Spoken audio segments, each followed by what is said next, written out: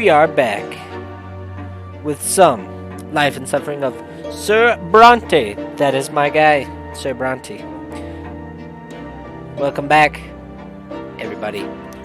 We are actually going to turn down so you can hear me a little better, because I was listening to the one of VOD and it sounded alright, but you know, you could hear me a little better if I do that. Let's continue. That is it. We are in our youth. Continue. We already read this, obviously. This is going to determine our place in society. So we have the path of the lawless. You remain a common estate, you know, with no choice but to fend for yourself and make your own way in the world. What do you need for that? Remain a commoner.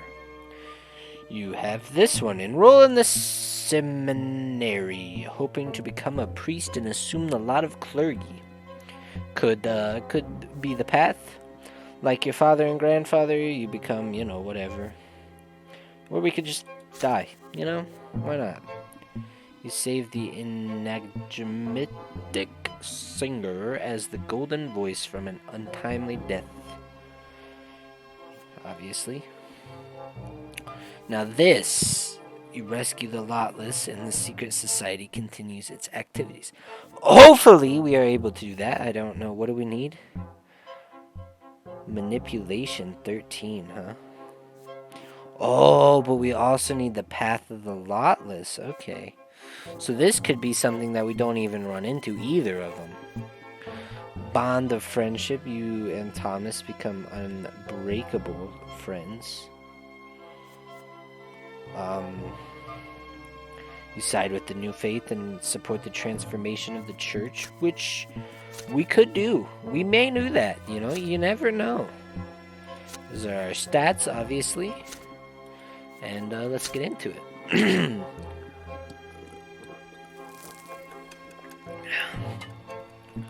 Yeah. It takes a whole month to reach Eterna. You and Thomas spend the day wagging your chins and staring at the scenery as your carriage makes its way along the road and towards the next province. Soon it crosses from the familiar barren, arid land of Magra to the stately mountains of Illyria. During one of your many stays at a roadside inn, the two of you even manage to share a whole bottle of strong wine and keep it a secret from the servants who drive the carriage. Adult life feels positively intoxicating. Wine, though, I mean, come on, guys. Soon, I tell you, soon we'll be there, and I'll earn my sword as soon as I get accepted into the military academy. You'll see, and then nobody's gonna walk all over me like I'm some commoner. You keep rehearsing everything they taught you in school. Soon you are almost at the end of your long journey. You have left behind the arid rocks of Magra, the mountains of Illyria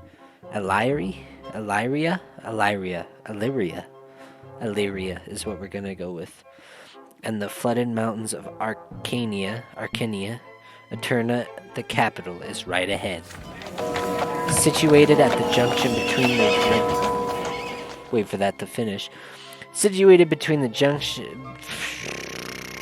Situated at the junction between the Regulata and Talariana rivers, the city is vast. 3 majestic stone bridges keep its 3 shores interconnected. Smooth stone paves the main city streets. Gilded molding decorate the buildings. Towering pillars reach high into the sky. Your carriage takes Damn it! Stuttered again. Your carriage takes you past a spacious park with marbled foundations and intricately trimmed bushes. On the streets you see ornately decorated carriages bearing Arcanian coat of arms, and abundant merchants' tents filling the streets with beckoning cries and unusual sights. The spires of ancient temples dot the city skylines. The carriage comes to a halt on the large city square with a towering marble foundation. The coachman says you have arrived. Thomas is to apply to the military academy. The academy barracks are 2 streets away. Your loading is in the alleyway nearby. A room has already been reserved for you. You get out into the street and say brief goodbyes to each other. You promise to meet again after the entrance exam. Then your friend disappears into the crowded streets of the capital. You are left to your own devices in this vast city. A group of nobles walk past. They are dressed in well-fitting clothes decorated with gems and golden threads. You are not even noticed. Street urchin chase a dog down the alleyways. Soldiers of the Imperial Legion are marching to fifes and drums towards the barracks. Humble pilgrims are gathering to the great temple of the twins. There are sounds of music and fountains, and the smell of baked bread and garbage drains. You quickly check in at the lodging house, then go back outside. The sun is setting, the streetlights come to life. Merry music fills the taverns. Couples and noble coaches with tinted windows fill the streets. They already got tinted windows in this world? Dude, leaps and bounds in technology. Tinted windows. Shadows and hushed voices and laughter fill the parks. You are all alone with this city, so vast and unfamiliar. You take a look around, determined to fill your first night in the capital with memories. You see young nobles gathered by the fountain, talking and making jokes excitingly. One of them keeps glancing at the clock tower. They are about your age. Their clothes are hand-tailored. 2 of them bear noble swords. They seem to be waiting for something. It might be a good idea to make their acquaintance. It would be most helpful to develop a familiarity with the influential nobles of the capital. Yeah, except for in our experience, all the nobles we met are kinda assholes. Not gonna lie. I guess except for your dad's buddy. And I guess your dad's kinda not a dick. Loud music from a large establishment in the corner district. What? Loud music from a large establishment on the corner distracts you for a moment. The servants have just opened the shutters to air out the hall. It seems there will be a gathering inside. People from various estates greet each other as they take their seats. A servant by the door of the establishment hails you. Sir Gert Arkenwright will be making a speech about the rights of the common estate. If you wish to listen, you'd better get inside quickly. Then you look at the great temple of the twins at the far end of the street. The pillar shines in the evening dusk above it. The temple gates are open and worshippers are flocking inside. There are too many people for an ordinary service. This must be something important. What do they preach here in the capital? What do they say of the new faith and the teaching of Patriarch Photis? You snap out of your Okay, this thing at the little beginning of every page flip is a little annoying. You snap out of your reverie when you hear loud laughter. A group of young men dressed in the colors of the Imperial College have made the acquaintance of several lovely girls. They are making their way down the road, united by merit. One of the girls smiles at you. It is an invitation to join them. What? I don't think that's how a smile works. You know, because when you're out in public, you just smile at people to be nice. I don't smile at someone and say, hey, I want to talk to you. It's like smile at someone and we just look at each other as we pass through the grocery store. Smile and you give a little nod, you know, just to be polite. But like deep down inside, I'm just like, get away from me. I'm shopping. Go away. I don't think this is what a smile means, but you know, right on. They turn the corner and walk away, but you can still hear their voices ringing and echoing through the streets. A night of revelry and jolly. Loud fun doesn't sound half bad. This is your first night in Eterno. No matter what you choose, you will remember it for a long time. Meet the noble youth, and you get diplomacy, manipulation, -5 willpower. Everything uses willpower now? Oh, I get the...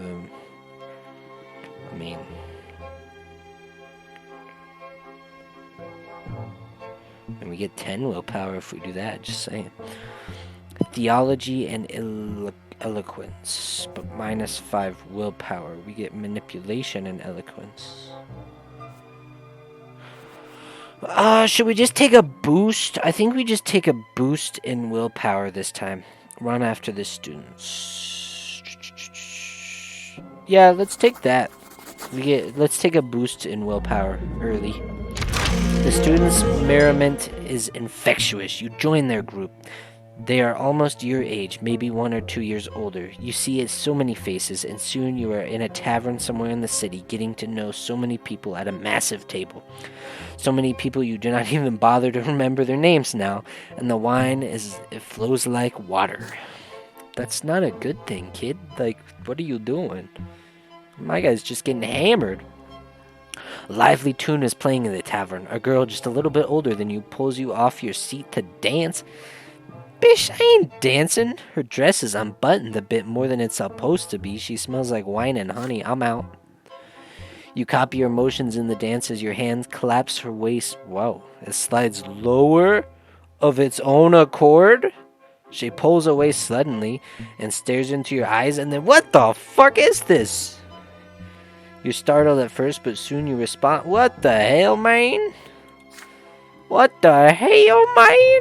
I just did this for the willpower, dude. I didn't want to get hammered, I just wanted willpower.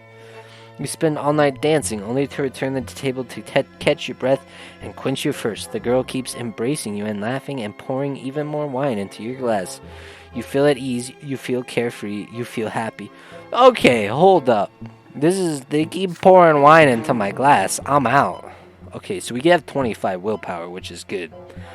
You do not remember returning to the lodging house. Your head and legs are aching in the morning. You can barely remember the names of the last night's companions.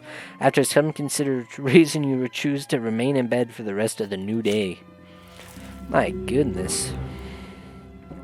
You arrived in Eterna, the ancient capital of the blessed Arcanian Empire. We got 10 boost 10 willpower, like, first off, which is nice. Luke's sermon. You have spent the last 3 days studying books, but today you decide to take a walk through the streets of Eterna. They are full of life as usual. You proceed to the square next to the lodging house. A procession of priests walk through the square. You notice that one of them holds the banner of the new faith, an open book. This is the same banner that was behind Patriarch Fotis on the day of his assassination. A crowd immediately gathers around them. Many people are looking at an icon painting on a small pedestal depicting a gray-haired man with glowing green eyes. You recognize that face, the face of the late Patriarch Fotis.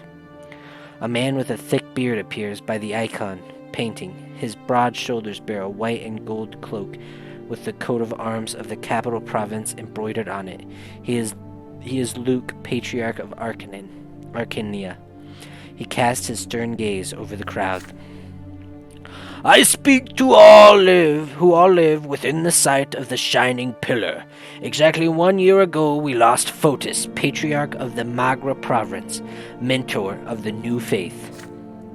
Patriarch Fotis was the first to see the books of Isatis for nothing but the words of a man, not the words of the twins themselves.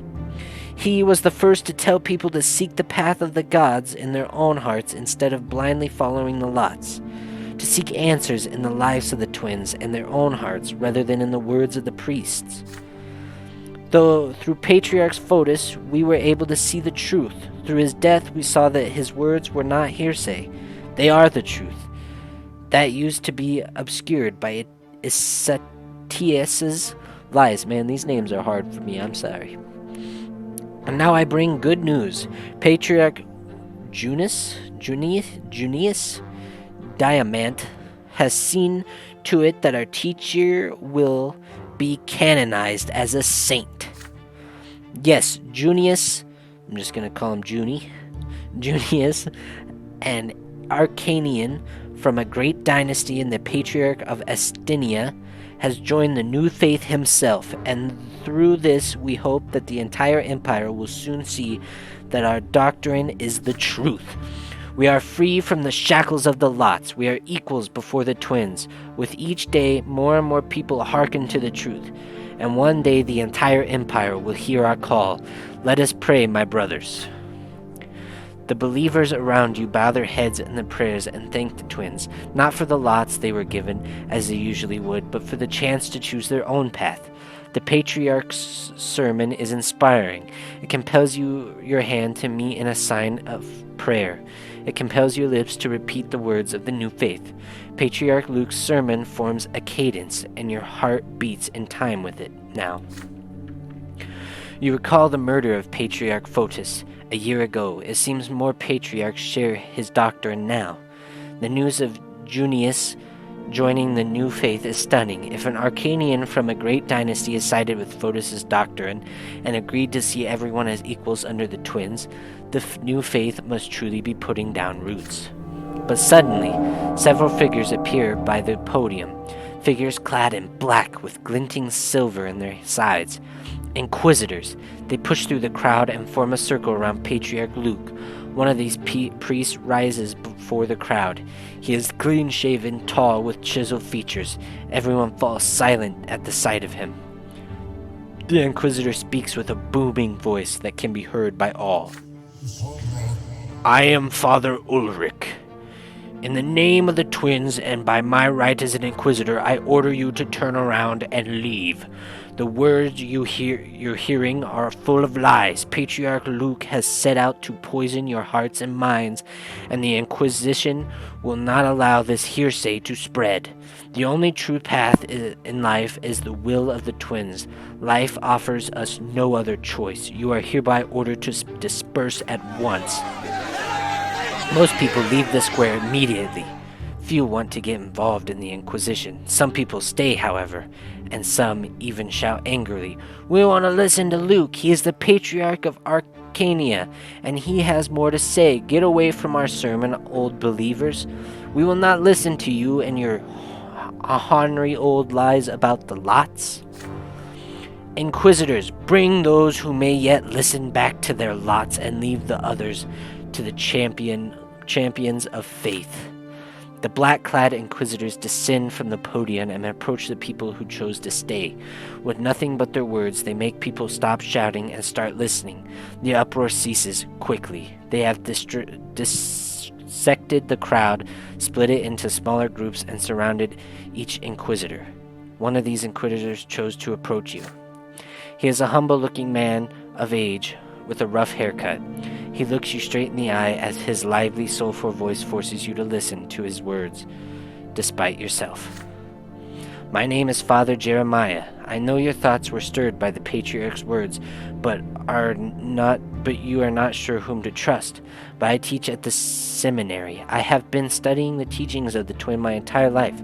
You can trust me." "Yeah, but so has Luke, hasn't he? I'm just saying, can I really trust a balding man? I'm just asking." "I know you can hear what I have to say. I see there's light in your eyes, the light of the true faith. Will you listen to my counsel, my son? You feel no malice in the words of the Inquisitor Jeremiah, only hope. It is his lot to aid you, to guide you away from error and set you on the path of true faith. He is a priest, so he should know the truth, or perhaps the Inquisitor himself is in the wrong. Listen to the counsel, you get theology. Debate him, you get eloquence. Or resist him, you get diplomacy." I want to debate him and get eloquence, I think. Well, eloquence is our highest stat, though, so we could listen.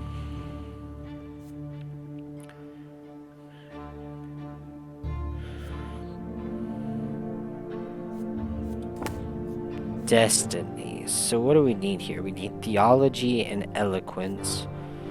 If we want to do that, we need diplomacy and valor if we want to be a man of the sword.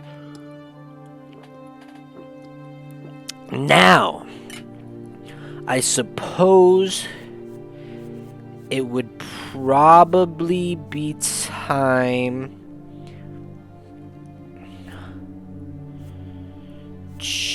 to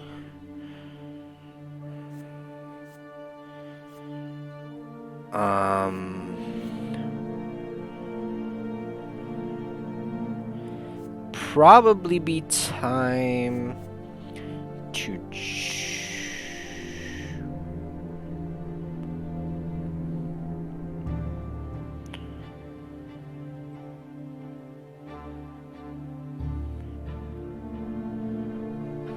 Okay, it'll probably be time to choose if we want to be a priest, lotless, or a nobleman. Because that's gonna affect our stats and how we want to play. What's up? Right now I'm trying to figure out which path I want to walk down. If I want to do a priest of the new faith, because I don't want to do the old faith, because screw those guys. If I want to remain lotless, which, I mean, that'd be okay, I suppose. Or become a nobleman of the sword. Or of the mantle, but take up the sword. Because that's gonna, I gotta figure this out, because that's gonna change what my choices are. I think I would like to do priest of the new faith.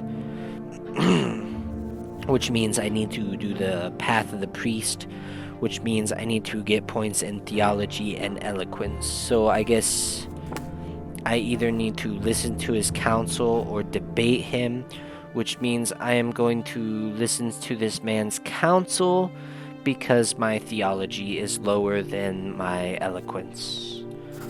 So that's what we're going to do. At this crossroad in your life, in an unfamiliar city, you honestly need advice. You lower your gaze and ask Father Jeremiah to show you the way and guide you from your error and doubt. The Inquisitor smiles and takes your hand. What the hell? My son, all of us may sometimes stray from the path predetermined by the twins. You are well dressed, yet I presume you are of the common estate, are you not? You nod, and Father Jeremiah sighs. In these difficult times, people of your estate are the ones most tormented by doubt. Your lot is suffering, but not all of you are ready to suffer. Some turn to guile and cunning to avoid it, and they end up in eternity's embrace at the foot of the pillar. Please understand, my son, your lot requires humility. Suffering is inevitable, so is doubt. Each of them may temper your soul, yet each may also destroy it. But know this, if you have doubts, you are always welcome at the temple. No priest will turn you away in a moment of weakness. This is why we exist, to fortify faith in the hearts of all people, to bring the words of the twins to those who have gone astray. Know this, the Inquisition does not imprison everyone suspect of heresy. We exist to protect souls, to guide and save them. We pursue dangerous doctrine and seek to rescue every soul we meet. Arrest or execution is our last resort, reserved only for sinners beyond redemption. Wait a minute! Who's deciding it? You can see that I am merely speaking to you right now. I have not resorted to force, nor am I giving you orders. You are following your lot by hearing my counsel with humility. Yeah, but if I had resisted, what would you have done? You know? With this in mind, considering the following, did the patriarch speak the truth? You consider this question. Your fascination with Patriarch Luke Speaks has vanished. Was it a sermon or a temptation? The Patriarch of Archean made you doubt your faith and your lot. He made you see darkness and doubt, but only this time your lot has remained the same as the one you were born with. You fold your hands in prayer and thank the Inquisitor for his counsel. The light of the twins will keep you on their path, and not even a patriarch will ever be able to intervene.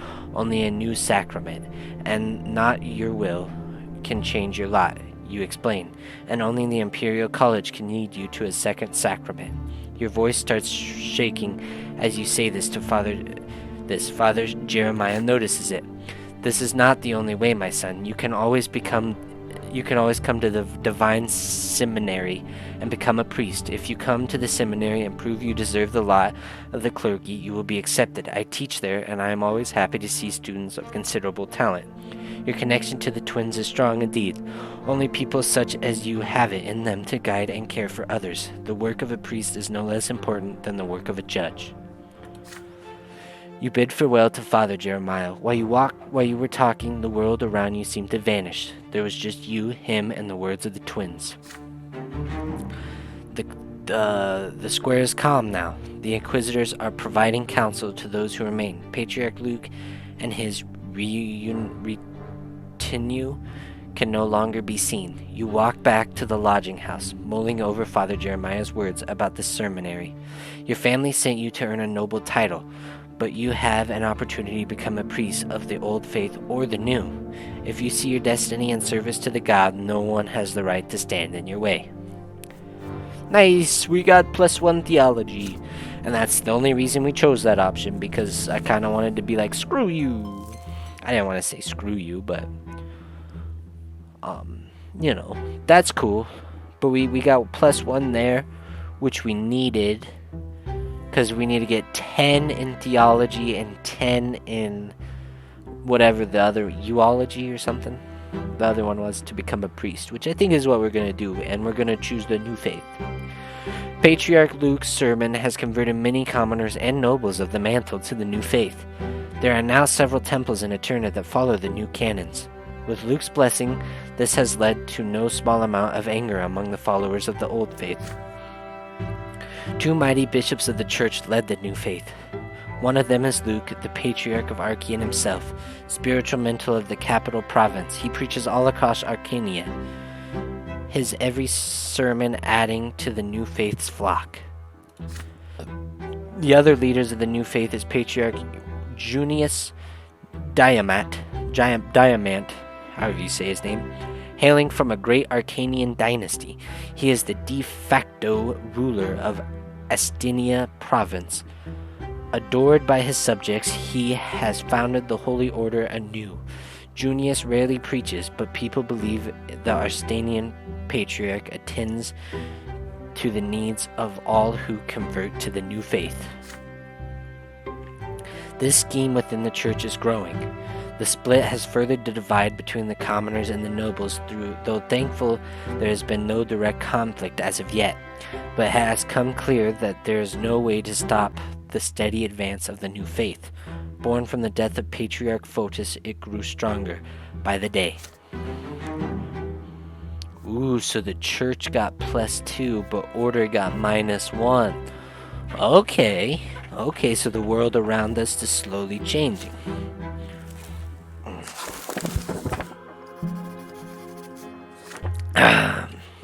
The next few days pass by in hard work and preparation for the coming entrance exam at the Imperial College.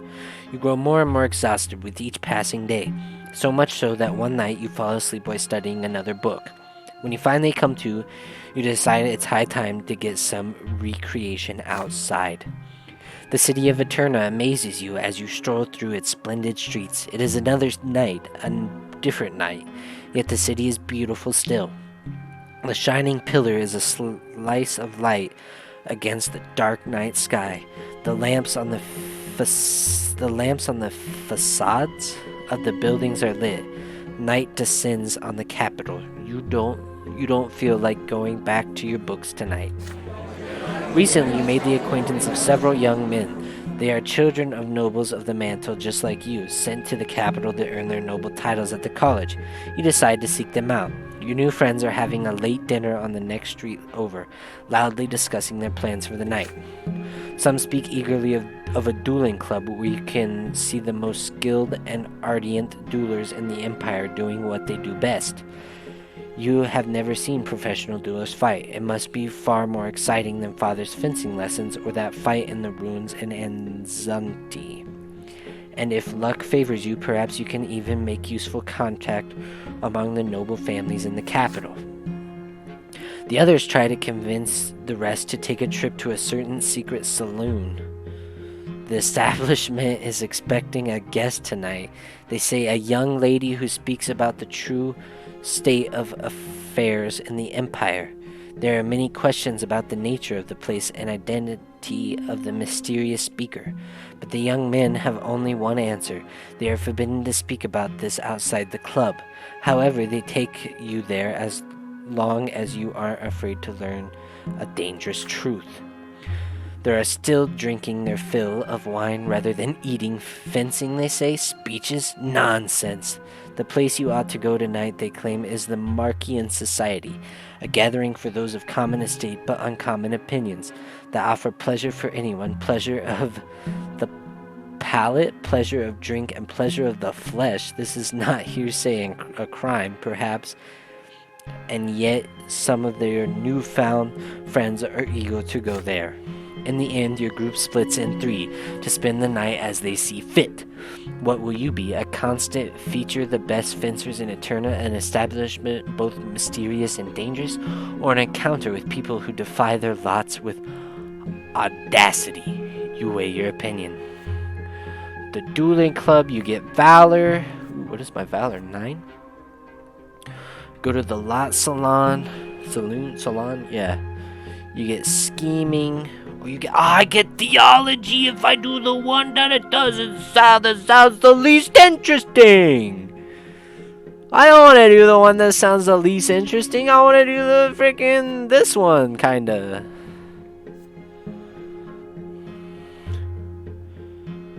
What do I need for for the path of the church?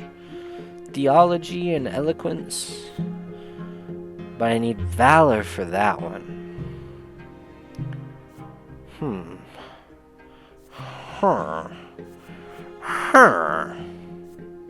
I guess we'll have to do the one that gives us theology, cause yeah, I guess we'll do this one because it gives us theology, even though these two sound cooler. We'll do this one to get the theology point. Man, being a priest is lame. You wander through the alleyways of Eterna with your group of pleasure-seekers until you finally reach a towering stone building with purple pillars. Such a show of wealth seems ludicrous. You would expect something more humble and modest for a society of commoners. The air inside is stuffy and filled with noise. You smell fragrances, tobacco, and sweets. The hallways are covered in soft carpets. People wander through the building dressed only in light cloaks that leave their chests and shoulders bare. You cannot tell which estate they belong to. The main hall is enormous. On the floor, you see dishes of full, exquisite foods, including meat, fruits, and sweets. Dude, I made the wrong choice. Can I go back? Can I go back, please? Can I leave? Can I leave and get the point anyways? There are many beds. Oh no, I went to the wrong place. I went to the wrong place. You can see bone through bloody knuckles, yet they keep fighting? Wait. Dude, wait. There's a fight club in here? Half-naked men. One of them is busy punching the other in the face. Bone through the... Yet they keep fighting. What is going on here? A man dressed only in a thin, translucent cloak offers you a cup of wine. Don't drink it! The spirits warm your body and bring you to a tranquility and you desire. Next, you are offered a pipe with an odd smell to it. You hesitate, but you inhale. The strange smell clouds your mind, but a few moments later, you hear it and... Dude, I made the wrong choice. I'm getting drunk and stoned. You stumble forward in this strange state, bumping into people until you reach the feast on the floor. The meat is incredibly delicious, the wine too. Your doubts and fears are gone. This place is worth any risk. The cries of the other people in the house ring in your ears. Accept pleasure, reject suffering. Why wait for the peak if bliss is waiting for us right here? I made the wrong choice, dude. A silly intoxicant feels on your face. You nod and shove another piece of meat in your mouth. Strong arms wrap around your shoulder. Oh no, get away from me! What the no, get the fuck out of here! Front door is smashed to pieces. Yes! This is the sound that screams enough to bring you back to your senses. Men in black cassocks with silver crosses around their necks barge into the building, accompanied by armed guards. Next comes a terrifying shout in the name of the Inquisition. You are all under arrest for the crime of heresy. Dude, I better run. Yeah, I made the wrong choice. Teach me to, get the frickin' points. Yeah, they fight in the center of the hall, throw themselves in the bulky-haired gray man with broken knuckles is among them. He takes a sword in the throat.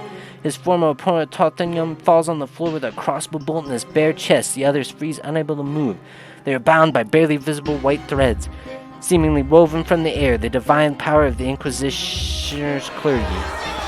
Panic spreads throughout the house. Intoxicated and exposed men and women rush to the front door, but the Inquisitor's allies wait with their swords in their hand. Gosh damn, am I gonna die again?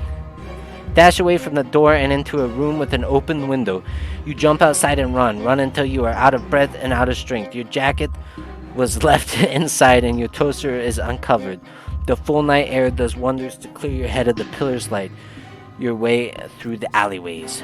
At least you return to your lodging house and tumbled into bed. You feel hurt, your throat aches, your breath is ragged. Your eyes still sees the horror of the night.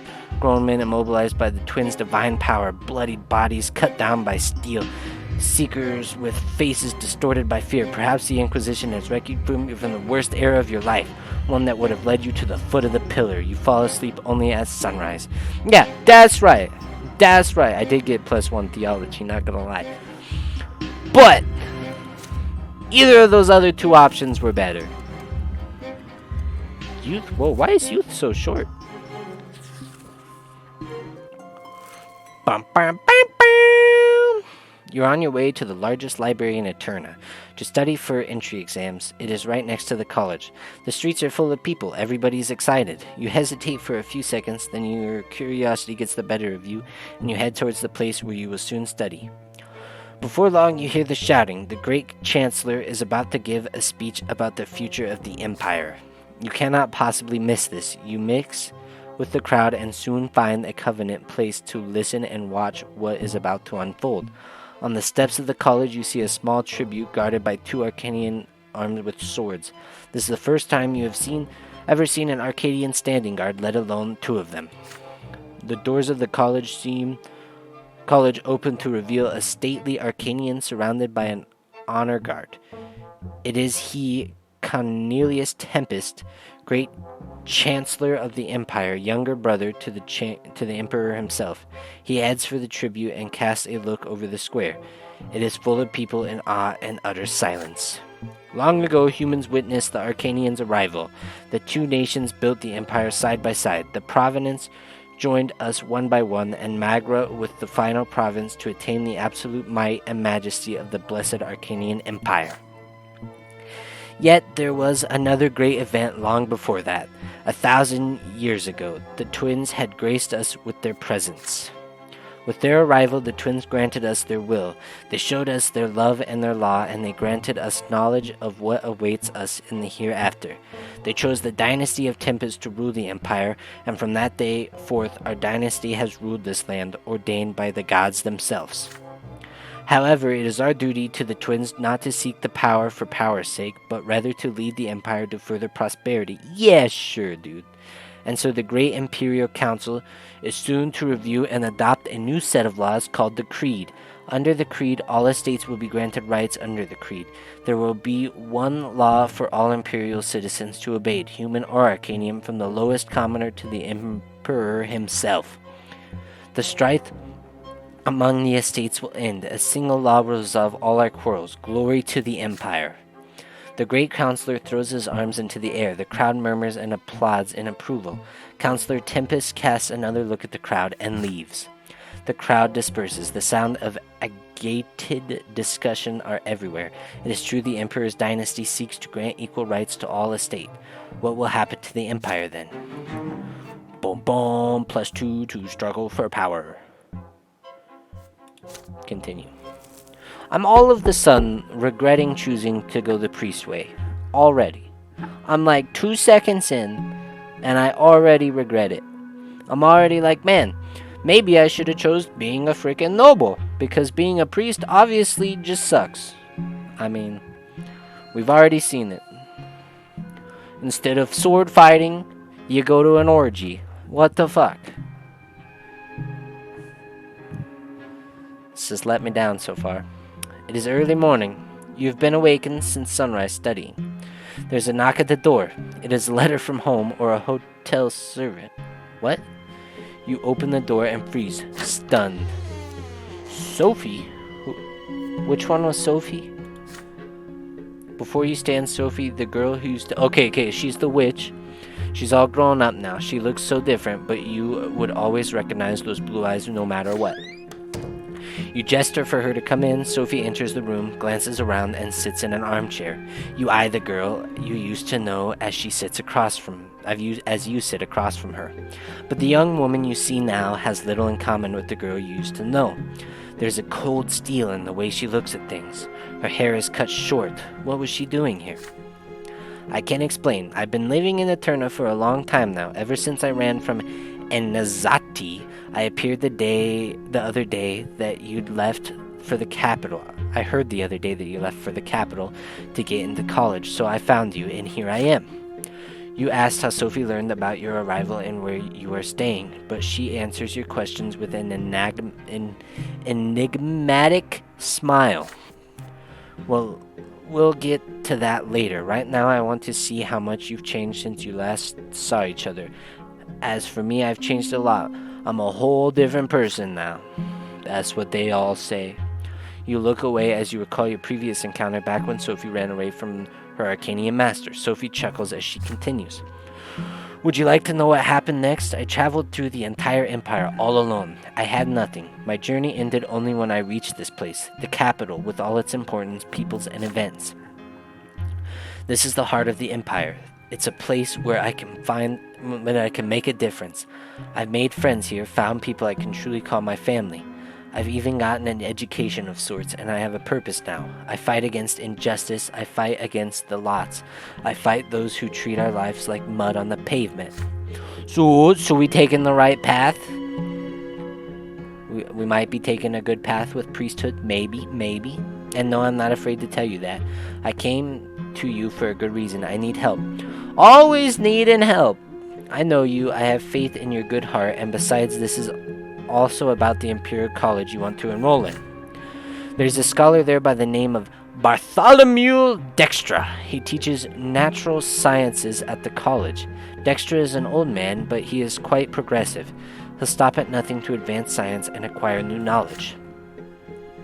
As you know, only second-generation nobles are above all allowed to teach at the college, but Dextra, he's a commoner. He forged his patent of nobility to get a position at the college. But the secret chancellor recently learned of this. Dextra is about to face true death for this forgery. But how is that justice? A man wants to teach people, and for this they're going to take all his lives. They're going to punish him for the crime of being born in the wrong estate. It's evil and obscene, and I will not stand for it. Dextra deserves to be rescued. But I don't want to put anyone in danger, so I need your help. You're from a rich family. You're also a noble. You're almost a noble. If you help me get Dextra out of the city, no one will suspect anything. No one will know, and the scholars will live on to continue research elsewhere, far away from the secret chancellery. Will you help me? You feel perplexed by Sophie's sudden request. She is asking you to break imperial law and undermine the work of the secret chancellor to save this scholar. Rescuing Dextra would be an adventure, but it would also be incredibly dangerous. And besides, Dextra is a fake noble. He resorted to lies and deceit to get his current position. How much does this matter to you? Sophie's blue eyes are studying you and waiting. So why can't I get that one?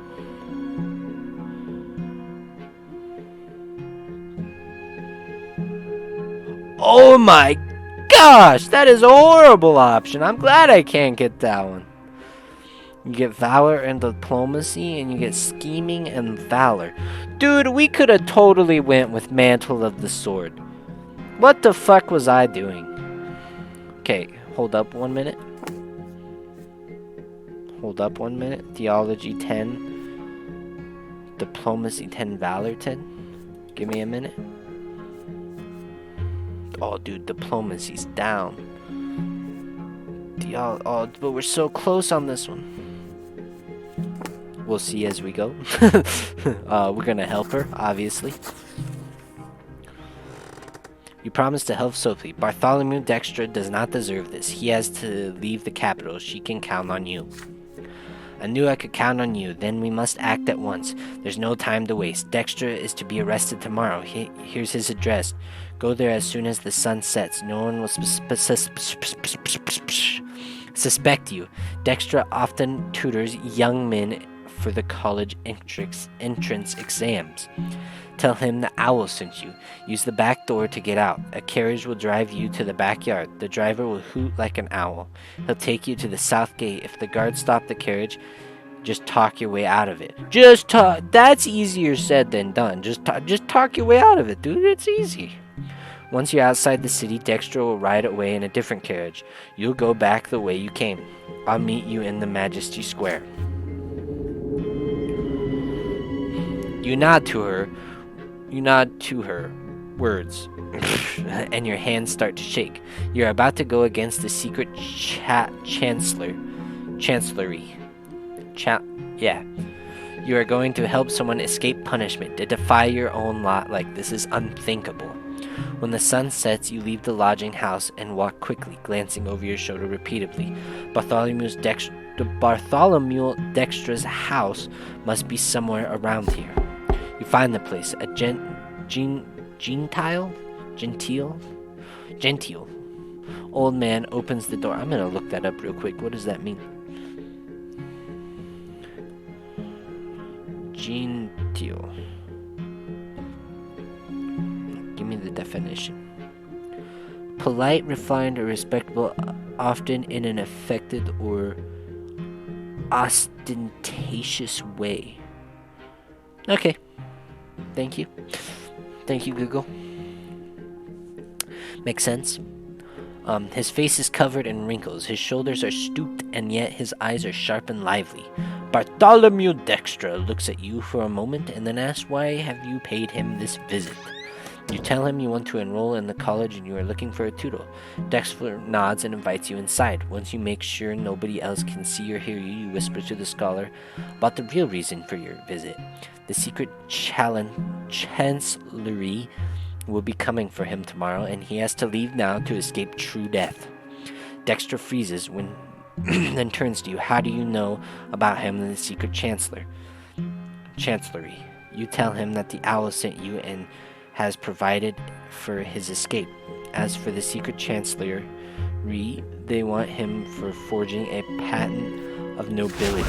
The moment you utter Sophie's name, the lecturer calms down and starts packing for the journey. You watch him distractedly and notice that he lives in a rather austere fashion. It does not take him long to pack. I gotta look up what that word means too. My definition is not that... My vocabulary is not very big. Severe or strict in a manner of attitude or appearance. Okay, so he lives not luxurious in a strict manner. You hear the quiet clacking of hoofs in the yard. Carefully, you and Dexter proceed to the backyard of the building. You see a carriage there. The driver hoots quietly. You get in. The carriage rolls down the road. There is a tense silence in the closed-off space. Inside the carriage, the scholar wrings his hand anxiously. Through the carriage windows, you see the massive city gate passing by. You're almost outside the city, but then a loud voice reaches you. Halt! The driver obediently halts the carriage. 2 city guardsmen approach you. You leave the carriage to face the gendarmes?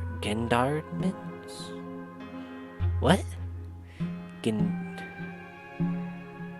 Gendarmes? Okay, before they get a peek inside the carriage, they look you over and ask where you are so late at night. Soldiers. Yeah, is that how that's spelled?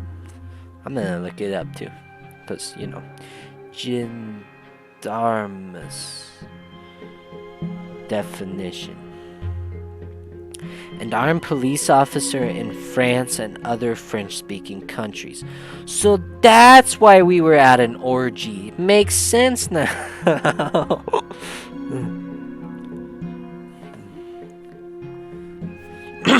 Alright, back to the thing. You tell them you are the son of a judge in Magra, here to enroll in the college, and right now you wish to visit the estate of your newfound friend. To convince them further, you mention the name of a noble's son you have become friendly with.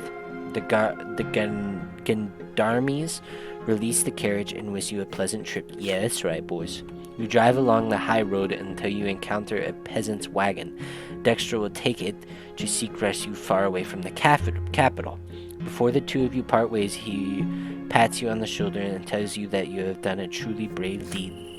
You return to the city without incident. You find Sophie in Magistry Square as agreed, sitting on a bench by a streetlight, reading a book of some sort. She closes the book when she sees you and offers you her hand.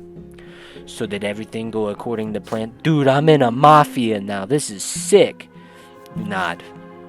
Then we've earned ourselves a bit of free time. Let's go. What do you mean, free time? Dude, I want to do more mafia things, man. Let's go, shoot up a place. I don't know. You set off on a walk through the maze of a narrow back street. Finally, you have some time for questions. What happened to Sophie over the last 2 years? She was just a little girl. She was just a girl before, a servant. How is she now a revolutionary? Sophie just smiles sadly. You've seen what I can do. I'm not just a girl. The Inquisition caught up with me when I ran away from Anzanti. I ended up in the House of Humility, a dreadful place. I got collared. Do you know how it feels to lose your free will, losing everything that makes you you? She unclasped the tall shirt collar that had been hiding her neck all this time, and you see the round mark from an ancient magic collar. They say so. That was in Divinity, the collar thing. They would I don't know if you remember that, but they collared all the prisoners, and it stopped their magic use. They say a scar like this will remain even after a lesser death, but I got lucky. Patriarch Junius Daemont saved me. Dude, we're walking the right path again. Priesthood, we're back on the path, man. I about gave up after that last segment of badness, but now we're back on the path. We're back in it. Heck yeah. Oh shoot. Okay. Daemont took me and the other mages from the House of Humility and removed our collars. He made me one of his attendants. He taught me that there are no lots. He told me that I'm like this not because I'm a freak, but because it's my nature. He told me I can find a path to the twins like anyone else in the world. And then I was taken. I got out of my own. I found my own lot. To protect the common people from the noble yoke. To help others who are as unlucky as I am, to fight for a different world, a world where everybody has equal rights, a world where mages don't get robbed of their will just because of one aspect of their birth, a world where the nobles no longer tread upon the commoners. Yes, this is our dream, but we are still so far away from it. But I will keep moving towards it. I will stop at nothing. A strange, distorted expression appears on Sophie's face, but she quickly returns to normal. You keep walking until you are at your lodging house again. For a moment, you just stand there looking at each other. Don't make this weird. Oh, gosh, you're making it weird again. For a moment, she was blah, blah, blah, whispers, you should join my cause. If we work together, one day we'll become a force to be reckoned with. I forgot embrace means hug. My bad. I know you came here to find your way, but I'll never believe you really want to bind yourself to other people's law and desires for the rest of your life. The path I walk is dangerous. It's almost hopeless, but it's worth living for. Think about it. Goodbye. I didn't have to think about it. I was in. Then she withdraws just as quickly as she disappears in the dark streets of Eterna. You make your way back to your room, exhausted by the events of the day. Was this really just a single day in your life? Scheming and valor, baby. I'm a mediocre fighter, and I've never I picked will up a never sword. forget that day. For it was then that I chose the path I would walk for the rest of my Oh life. shit. Except for we don't have enough stuff to choose anything. Oh shit. There are only a few days left until the Imperial College entrance exam. History, law, theology. You spend all day reading and rereading the books you brought with you, staying at the Library of Eterna for hours, sometimes until it closes. As the day of the exam approaches, your hand starts shaking more and more, and finally, the day comes. A clear sky hangs over Eterna today. The breeze is warm. You dress in your best outfit, a gray jacket and velvet collet trousers. You comb your hair carefully and polish your boots until they shine. You leave the lodging house and head for the Imperial College. Your legs grow heavier with each step. Your anxiety at the fact your fate will be decided today is virtually tearing you apart. The college is a majestic building that looks not unlike a castle. In the square in front of it, you can already see several dozen people, young men, sons of nobles of the mantle like you, waiting for the college doors to open. Time slowly to crawl. At last, the door opens. A stately man dressed in a professor's mantle appears at the entrance. He is the dean of the college. The students fall silent as the dean gets ready to deliver his welcoming speech. But the silence is interrupted by heavy footsteps and clanking armor. A squadron of warriors emerges near the college, led by Arcanian officers. Their banner bears an image of golden grain, the noble militia of Manea province. What are they doing here? The nobles of Manea form a circle around the college, each warrior moving quietly and precisely until a chain is formed. One of the Arcanians is clad in an old-fashioned suit of armor. He is the leader of the militia. He locks the bar on the massive door of the college into place, then proceeds to the stairs to address the crowd loudly. Egerius Commoners! Before you stands Egerius of the Monroe dynasty, Archduke of Monia. By my will, the college is hereby closed, and today's entrance exam is cancelled. Your lowly origin makes you unfit for the great honor of rendering service to the Empire, a right that ought to be available only to the hereditary nobles of the sword. The college's reputation has been tarnished. It breeds mock nobles who bear not trace of noble blood. You belong in the lowly estates, but have forgotten your place. Cornelius Tempest and the other traitors to the Empire are indulging you and defacing the institution of the nobility for their lowly interest, and noble lot for those of lowly birth. How can this be? I will not stand for this disintegration of the imperial order. Now turn away from the college this instant and return to the humble trades of your ancestors. Plow your fields, mend your boots, and work and suffer by your lot. If any of you dares to step foot upon the stairs, you will be killed at once. The students to be met this speech with a stunned silence. The crowd in the square is growing. Moreover, the news of the Monian noble militia and the college's closure spreads through the streets like wildfire. More humans join the crowd. College students, commoners, officials who worked hard to be ennobled. Unrest grows around you. You hear people calling to rush Archduke Monroe's forces to take control of the college and defend your right to become noble.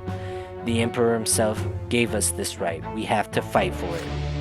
This is a decisive moment for all of you. The old gentry has challenged you. Will you accept this challenge? In the face of this shameful, illegal act by the Archduke forces, you may prove that all of you deserve the noble lot. You will need to break through the cordon, get inside the college, and take control of it. The nobles will never dare hurt you if your presence is strong enough. If you are ready to risk it all and fight for your right to nobility, you will have to take the lead of the charge. If I do that, I'm gonna die. And that'll be my third death, man. People keep coming to the square in the meantime, including students and teachers from the Divine Seminary. The lots of the clergy is to guide others to the right path. When the estate clashes, the priests are bound to intervene. The seminary teachers instruct their students to form a line between the noble militia and the outraged crowd. The priests begin telling the warrior nobles and the righteous commoners to return to the preordained divine order, lest they provoke the wrath of the god. The wrath of the gods. As the priests utter these words, the crowd around you disappears. A vision appears before your eyes. The empire is ablaze. You see burning lands steeped with pain and despair everywhere you look. Rivers overflowing to extinguish the burning world. You can tell that soil scorched by such fire will never bear fruit again. The God's given vision demands to be heard, demands to be professed to the world, but only a priest may speak to the twins and for the twins. Will you keep it inside, or will you step into the path of the twins have revealed to you? Somebody shoves you in the back and you snap out of the vision. You turn around to see a small but decisive troop of commoners moving quickly through the crowd. They are led by Sophie. As soon as she sees you, she signals to them to stop. So you're here too, going to rush the college, are you?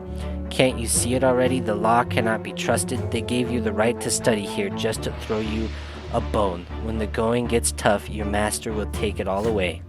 It's time for you to decide. We are the lotless, and we are not putting up with this system any longer. We will fight for a new world. Are you going to come with us, or are you going to submit to them? There are students and professors locked outside the college. Who knows how long Monroe will maintain this siege, and what if they start slaughtering people? Neither group of nobles will care what happens to them. We're going to go inside and pull them out. Come with us if you are ready to take control of your own destiny.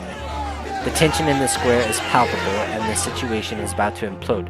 Students, commoners, nobles of the mantle, followers of the new faith, and all of them are gathering their forces to move on the wall of soldiers. They expect the nobles to let them through in the masse. Surely they won't start a massacre. The lotless, led by Sophie, prepare to break through the siege to rescue the people in the college, and all the while the priests preach peace to both sides of the conflict. The college is your only way into the nobility. Only you can fight for your new lot and fulfill your duty to your family. You could organize an offensive strong enough to get into the college and thus seize your lawful right like a true nobleman. Yet the revelation about the wrath of the gods still pulses in your mind. Once revealed, this vision will take you on a different path, standing with the priest and preaching what you have just seen, warning all of the dire danger on the path of warning estates, bringing the twins' word to the people and guiding them to salvation. Could this be your new lot? Sophie and the lotless, they expect you to join their struggle. They are waiting for you to cast off the old ways of the eternal yoke and subservience. If you choose this path, you will not change your lot, and your suffering will continue, but your suffering might just change this world. This is the moment your future life will be decided. And here and now. Dude! What the fuck? I mean, I wasn't gonna choose this, to be honest with you, after reading that. But I suffered through that fucking orgy scene for this? For this? To be disrespected and not being able to even do it? Like, what the frick, man? But I get this one? Oh, because I only needed one. That was stupid of me. I didn't even need to do the freaking thing because I only needed one of those. Oh my gosh, that was wow. Wow. That was freaking, that's stupid, man. This is, oh gosh, I didn't realize that I only needed one of the two deals, so I suffered through that stupid feckin' orgies thing for nothing. Come on! Gosh darn it. Alright, fine, I'll follow the lot list then. Screw you guys. Screw being a nobleman and screw being a priest. You have decided. The storm of doubt in your mind clears at last. You are done serving the will of others. You will defy your lot, and you do not need another. You are free already, and for this freedom you are ready to sacrifice anything. You walk to the lotless as Sophie smiles at you softly.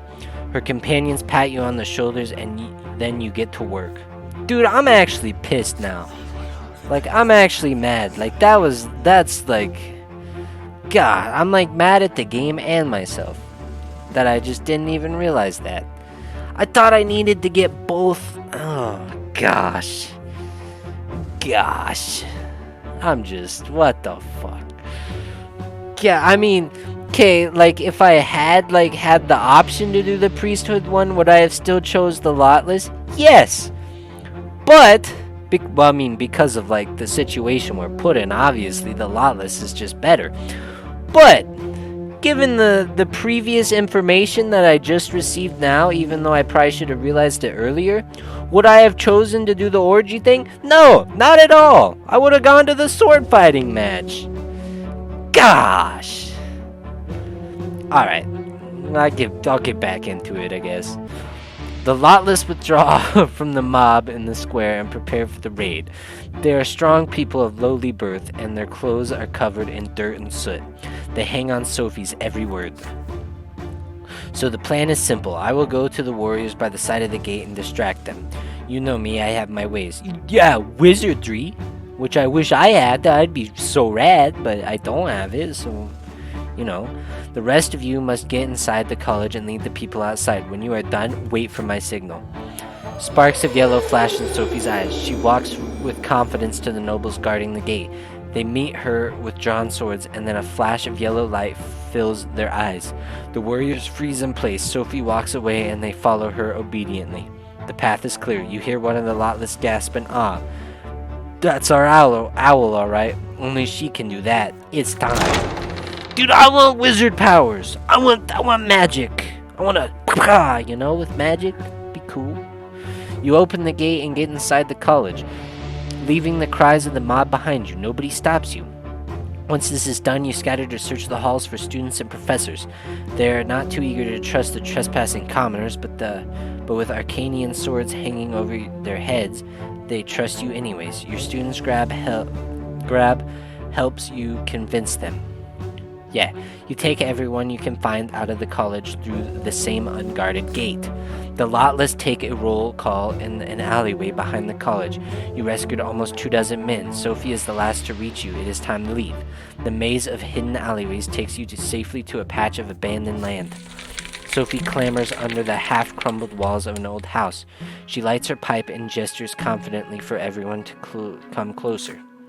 Welcome all. We are the lotless. We are the people who will never stand for the injustice of the imperial system. We live as we see fit. We have no masters, only our own free will. Join our ranks and you will be forever free from the whims of the Arcanian and gentry. Walk away and they will be free to do with you as they see fit. I believe today was a fair show of their intentions.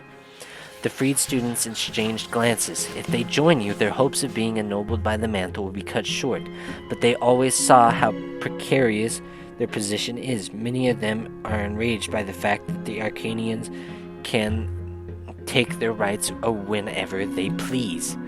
We won't force you to stay. You're free to leave and go back to the college when it opens, if it opens. But if you don't want to dance in their tune anymore, the lotless welcomes you. Many students joined the ranks of the lotless that day. You are among them. You are greeted by the motto of the lotless. Our cause is just. Your new life has begun. Your life as a member of an outlaw brotherhood. Yeah, baby, I'm Robin Hood now. I went from being a priest to, getting psyched by the game to being stupid in my own right, not realizing that I only needed one of those things, to being Robin Hood, which is arguably cooler and better than being a priest. Just saying. You will be neither nobleman nor priest. Your father will never forgive you for letting the family down, but for the first time in your life, you feel truly free. You have defined your lot. defied your lot. Now your fate is yours alone. What will happen next? On Dragon Ball Z Kai! What?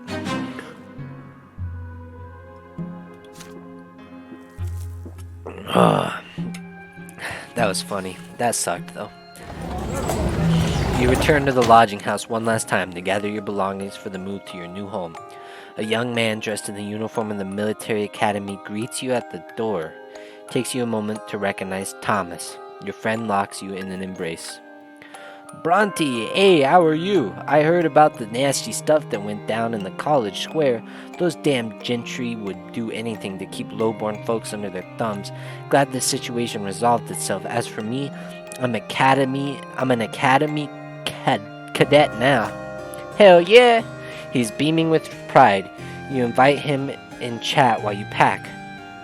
Thomas continues to relay the news as you walk up the stairs. I made it into the top 10, can you imagine? Did pretty well in sparring and the sciences. It was all thanks to the help you gave me back in school in Anzanti. I'll be studying the arts of war now, and then it's quick march to the noble title. How about you? You tell Thomas about what happened over the past few days and the path you have chosen. He remains quiet as you speak. Both of you realize that you may never see each other again, and may one day fight each other. You know, Brante, here's what I think. You may have your own path in life, but you're my friend. We ought to make sure our friendship lasts forever, no matter what happens. Here, I brought 2 brass rings. If the old tradition is to be believed, both the rings and their wearers will always remain close to each other, no matter where the fate takes them. What do you say? The 2 of you grew up side by side. Thomas, the audacious, hot-blooded, sharp-tongued boy who used to live next door. You can't imagine your childhood without him. But would it be right to promise him that your friendship will last forever, no matter what happens? 2 rings made of plain brass lie in an open palm. If you wear these rings, you will be bound by ties of the friendship for the rest of your life. Swear an oath of friendship. How do we do that? Well, if we were a path of noblemen. That's okay, dude. Keep the... In the friendship?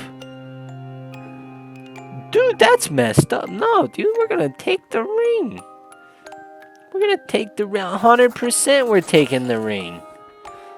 100%. You take one of the rings from his outstretched palm.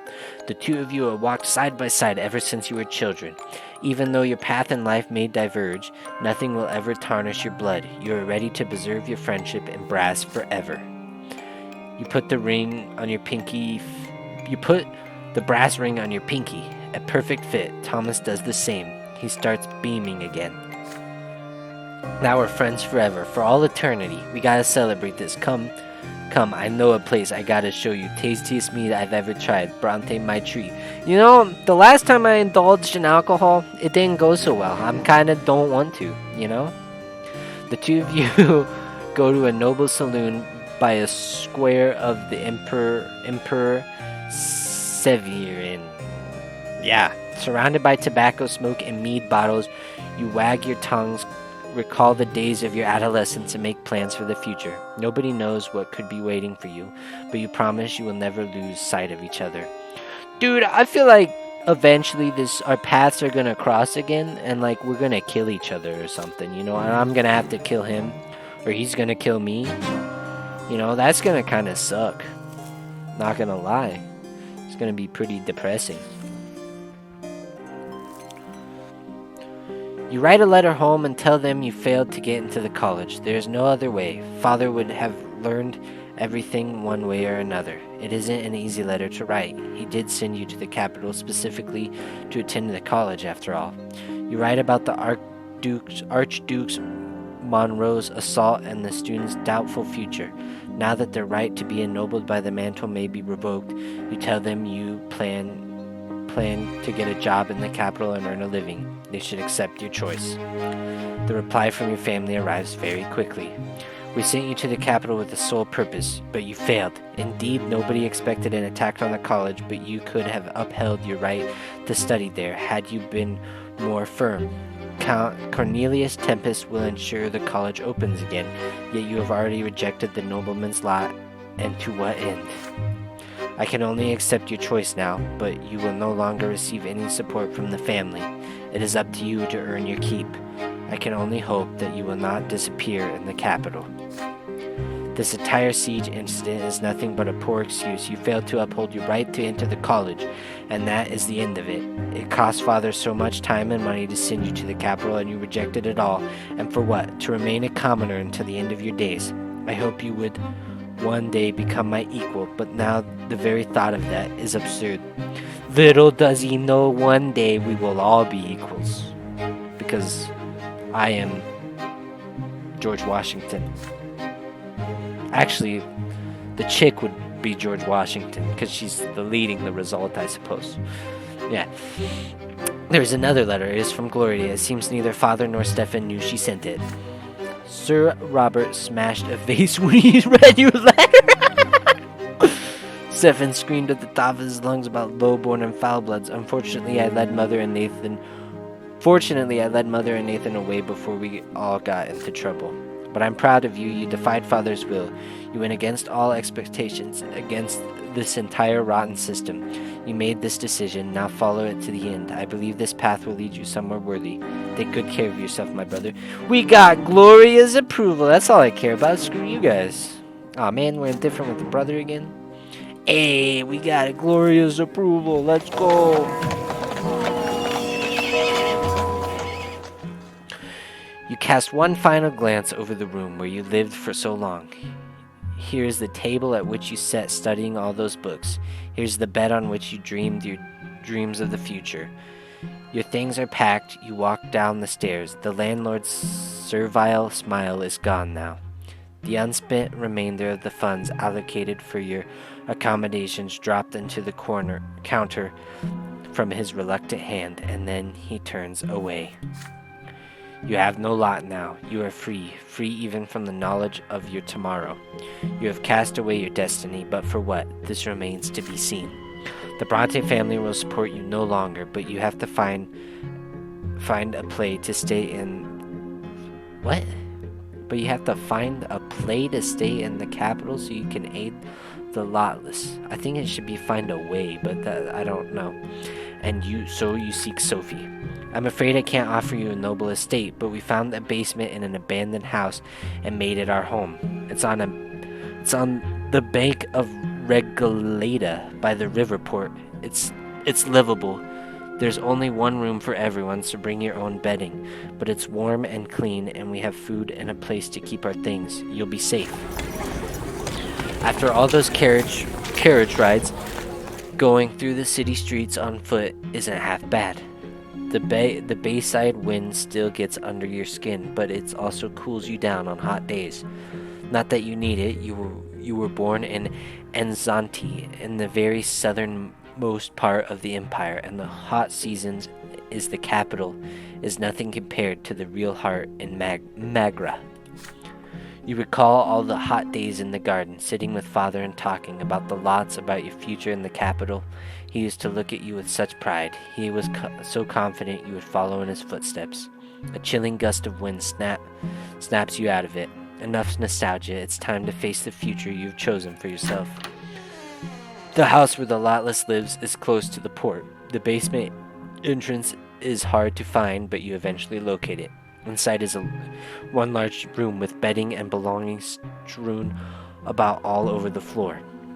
You find some free space in one of the corners, so you place your bedding and your things nearby. Then you take a good look around. There is only a handful of people in the building. You introduce yourself to them. They show you the utilities, a small kitchen and a room with a stove and several buckets of water. If you need more water, the river is right nearby. You ask them how long they've lived here. About 8 months, one of the lotless tells you. They took over this basement back when they only had 10 members. Most of them were more or less homeless, disowned by their families, expelled from the college, academy, or seminary. Sophie found a place where they could live together. Everyone sleeps in the basement and meets in the abandoned house above. Sophie certainly is thoughtful, you intone. She is, your fellow lotless say, nodding. She takes good care of us, but she's also really secretive and demands that we follow her orders to the letter. Even after all those months, nobody knows where she lives. She only shows herself when she deems it necessary. Soon you come to know the Lotless better, and you see that they truly believe in what they're doing. At present, they are trying to expand their ranks and convince the common folk that the present order in the Empire can and must be fought.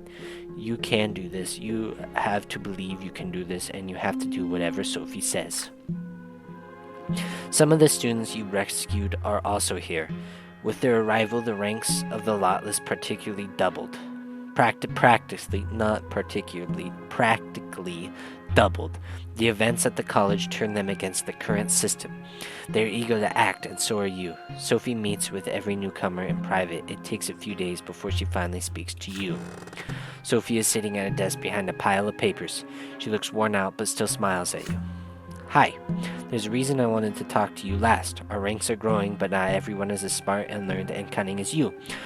I need results, and I expect to get them from you.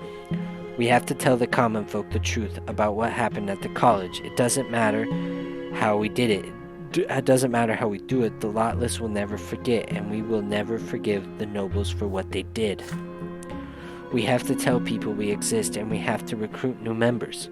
I know you can think of a way to do both. I expect a report in 1 week and our next meeting. Good luck. What? Sophie stops talking and looks at you. You nod. There's something else you want to tell her, but you have no plans just yet, and it seems she has no time for small talk. You leave the meeting room. What will you do now? How can you tell people about the Lotless without everyone getting arrested? The best place to do this would be somewhere on the outskirts of the city, in the markets and taverns where the commoners tend to gather. You spend the rest of the day strolling through the city streets. After a night of pondering, you have 3 ideas. Your first idea is the safest. Print a lot of leaflets and spread them all across Eterna. Tiny papers are easy to hand out, and all of it takes is a few printed words that hit home and a printing press. Can you even find a print shop that will support your cause? Plan 2. Talk about the Lotless to anyone willing to lend an ear. This is a more reliable option. After all, people tend to believe people more than words on paper. It's more dangerous too. It is easier to arrest an orator than an author, and your numbers are too few as it is. And then your plan number 3. The city is still abuzz after what happened at the college. Somewhere out on those frantic streets are people willing to heed your call. Instead of wasting time and efforts telling everyone about the Lotless, perhaps you should focus on recruiting. We can't do this. Why? No! Fuck! I mean, come on, man. This blows, okay? I kind of actually wanted to do this one, and if I hadn't have fucked off in that one, I could have got manipulation to 10. Golly. -5, but you get scheming and eloquence, which, does that even matter at this point? You get willpower. Let's actually do this one. Well, does it matter what we get anymore, though? I mean, I'm sure it matters. I guess it does matter for things like this. But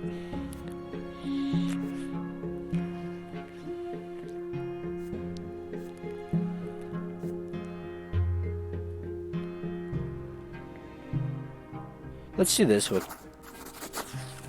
Let's condemn the nobles. We lose 5 willpowers, but you gather the students you rescued a few days ago and ask them a question. Are they ready to tell people the truth about what happened?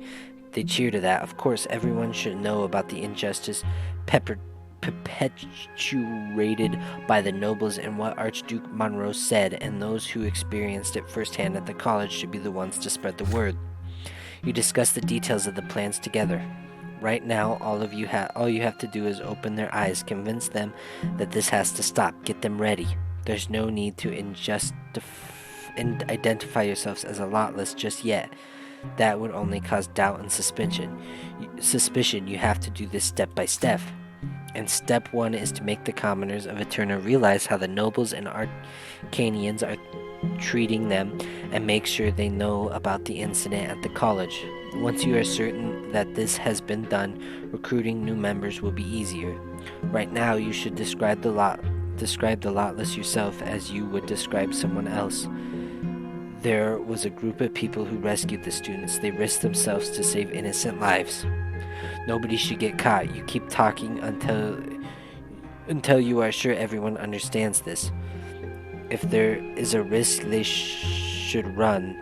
If there's a risk, they should run. They should not begin until they are in a place crowded with commoners, like the outskirts of the city or the markets. The ex-students nod to you. Their faces are serious. One of them furrows his brow in concentration, as though he would prefer to write all of it down. There are no questions, however. You spread out across the streets of Eterna early next morning in small groups of 3. The plan is simple. 2 of the members of each group will find a place in the market where they can be heard by merchants and passerbys, and then start loudly discussing the college incident. Once they've attracted enough gawkers, one of them will get up onto a platform and some kind of loudly tell everyone about the incident. The 3rd member will keep watch a ways in case the Gendarmas come. Okay, I have a slight complaint here. Why call them this? Could we just call them guards, or call them policemen, or call them something that I can actually pronounce? Gendarmas? Know what I'm saying? I mean, maybe we're in France. I don't know. You meet back in the evening and share the day's results. 3 of you had to run away from see, it throws me off every single time. Gendarmas, but the others were more successful. One young man even got a few free drinks at a tavern, and his friend had to help him back. You agree to continue the next day. 3 days of speeches is enough to fill the streets of Eterna with rumors. Soon you start hearing people talking. The nobles have done it this time. We'd better do something. It's time for a change. The next time you meet Sophie, she rewards you with a reserved praise. Hell yeah! Well done, Brante. I guess we are in France, huh? Alright, fine. I expected nothing less from you. I'm glad to have you among us. Among us! Oh, dude, no wonder there's only 4 years. We're just on to the 2nd year. How deep are we?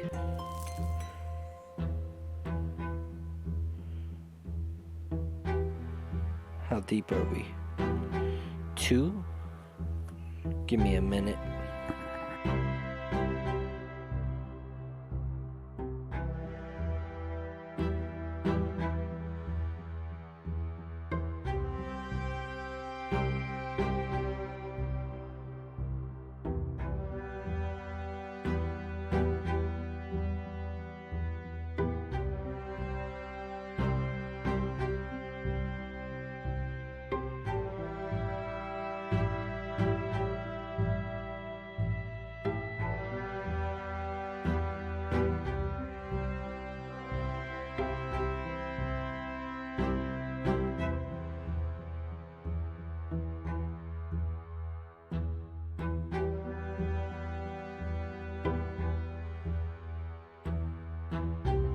Sorry. You have lived another year in the capital. Eterna has been shaken by what is now known as the Trial of the Fifth. 50 people stand trial at once, all prominent members of several political circles. They are accused of treason and conspiracy against the crown. The accused spoke in favor of reducing the power of the nobles and granting more rights to the common estate. There was no mention of rebellion, yet those words alone were enough to indict them. Every session of the trial is open to the public. It is a show of power made to discourage people from forming such circles ever again. You attend one of these sessions. The 50 face their verdict: forced labor in the mines of Magra and Illyria for regular members, and true death for their leaders, 6 men and 1 woman. Their public execution takes place in Central Square of Eterna. You remember the woman. Her name is Annie Syrian. She made a speech before her execution. A young woman, not too tall, her face almost plain. with long bangs over her eyes. She looks calm even at this moment. You cannot believe she is about to leave this world forever. Annie Surin takes a look around before she speaks. Her voice is quiet, but you are close enough to hear every single word. She says she is happy to give her life fighting for the rights of the people. Her cause will never die, Annie claims. Another like her will continue their work in the hidings, for their cause is right and just. She is dragged away from the others. They put a sack over her head and tighten a noose around her neck. A hand yanked the lever, and the seven dangle in the air. Their feet tremble at first, then grow still. There are gasping cries of discontent in the crowd. Ooh, boosh, but order +1. How did that +1 to order? I feel like, because they scared the people. Okay, that's how.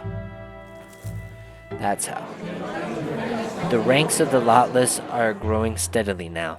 It's getting harder and harder to breathe in your in your makeshift meeting hall. People are coming from all across Eterna. Most of them are commoners, laborers, craftsmen, eager students. Threw me off there. And all of them feel that the social order based on the lots is out of date. They are always discussing this, both at the major meetings and the one-on-one. How can you change society without taking up arms? How can you defend those who suffer at the nobles' hands? You write several articles for a newspaper that is sympathetic to your cause. You cover the pages of the Imperial Sunrise with freedom-loving ideas, but before your words reach the printed page, you let Sophie read them. I like your articles. They really sting. They burn with genuine fever and true audacity. And most importantly, you've been calling for action more and more. Our cause is just, and I know it well, but your words light a fire in men's hearts. They bring hope for change. I'd never be able to do it without you. Thank you. It's time for another meeting of the lotless. Sophie calms the crowd before she begins. My friends, it is time for us to act. We are strong, we are united, we are many. Our cause is just. Her words are met with cries of support, and her voice joins them. Sophie smiles, but there is still a hard, controlled edge in her eyes. 1 month from now, the Empire will hold a ritual of purification in St. Ignatius's Square. Mages and witches who refuse to repent and wear collars will be murdered in a public execution. The church is preparing carefully for this, but these witches never asked for this.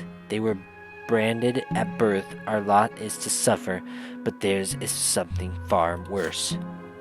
The Inquisition collar takes away everything. Your family, your state, you're free. You're free? What? Why does it just say you're free? I think it should say your freedom. Your will, a mage becomes a weapon for the Inquisition. They are stripped of their lot and place in this world. Mages are the true lotless. A witch's collar is the worst prison of all. We must set them free. Their freedom will mark the beginning of the freedom for the entire empire. The cries of approval die down, replaced by a growing mumble of confusion. Nobody in the room wants to openly defy the Inquisition. Sophie raises her hand, her eyes glinting in the reflected golden candlelight. The room falls silent. We are not going to wage war against the Inquisition. What we are going to do is hold a march to support the mages.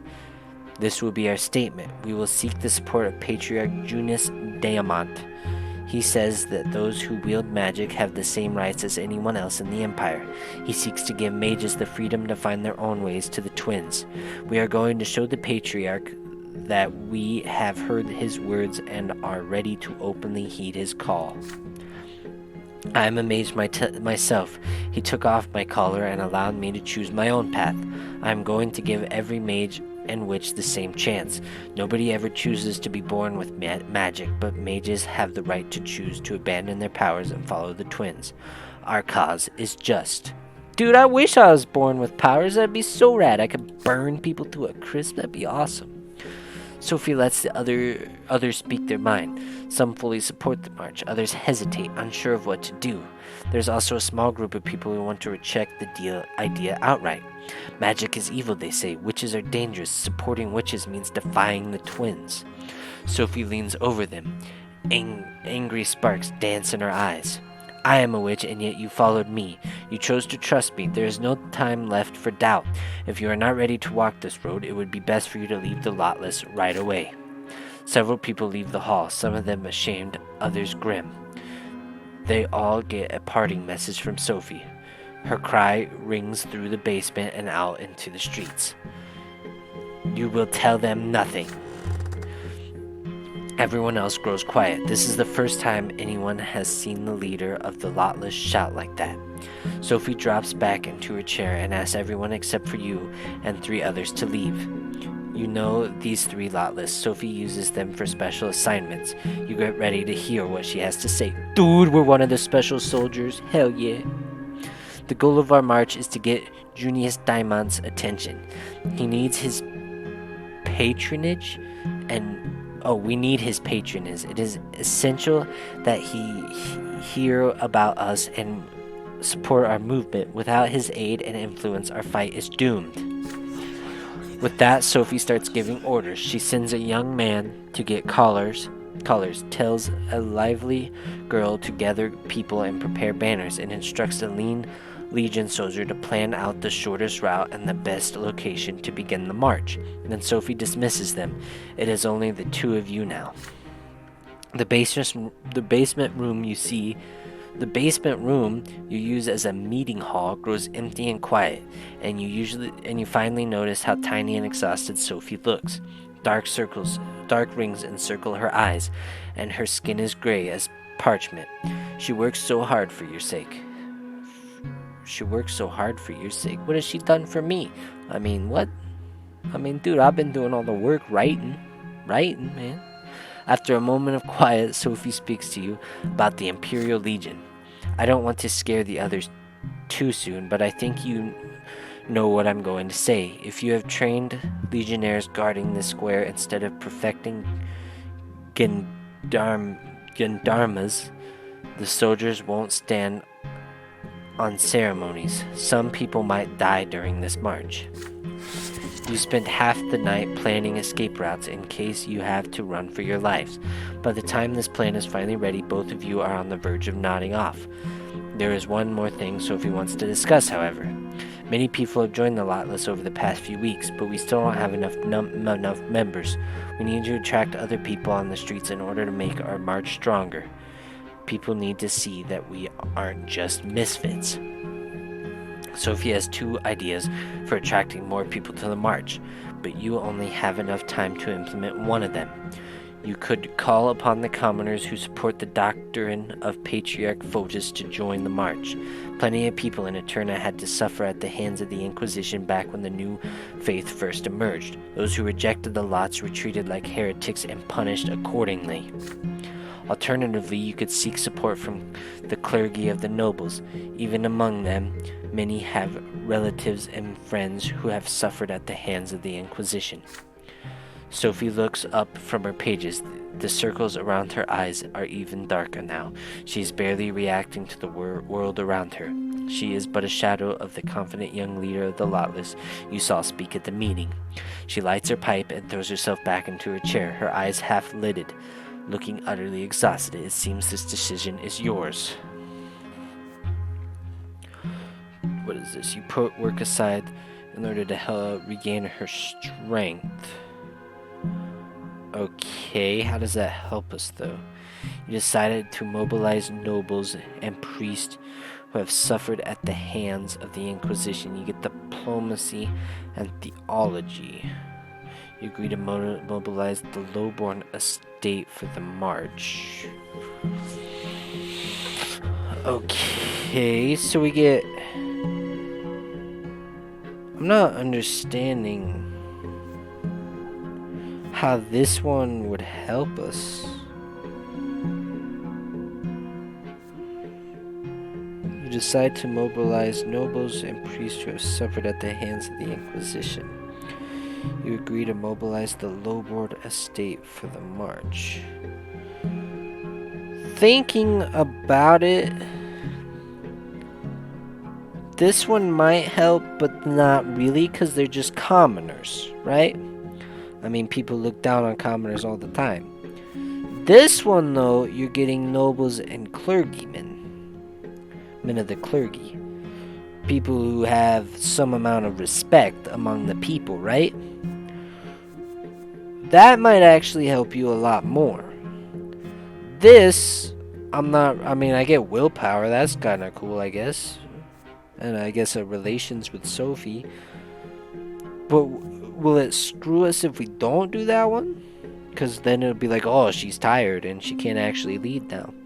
I think we mobilize the nobles and the clergy, because these people actually hold weight in society, whereas these don't. I mean, they just killed 50, or I guess they killed 6 of them and sent 50 off to work. These people actually, nobles and clergymen actually hold some weight in society. So I think we're gonna go with that. You spend more time writing a list of people who might show support for the cause of the lotless. You compose the invitation for the march, carefully crafting each individual letter. You only choose priests who have criticized the lots or sided with Patriarch Junius at least once. As for the nobles, you only choose those who lost family members accused of sorcery. There are only a few of them. It takes you and Sophie until early morning to slowly gather information about the arrest of nobles accused of sorcery. Sophie rejects some of the names outright. I don't trust the Fabry. His brother got executed, sure, but everybody knows they were never on good terms. Levette's out too. He spoke to support the Patriarch Junius, but he'll never march with the lowborn. You agree the march must succeed, even if it means sending out a few fewer invitations. Sophie has barely enough strength left to smile, and you say goodnight at dawn. Go get some sleep. There won't be much time for that in the weeks to come. Dude, I feel like we might have messed up then, not having her get sleep. You watch. Oh, dude, what if we had done it and we could have done both, though? Dude, I don't know. You watch her walk away in the morning light and amazed at how strong she is. Goes by in an ordinary girl. She was just an ordinary girl a few years ago. Oh, okay, yeah.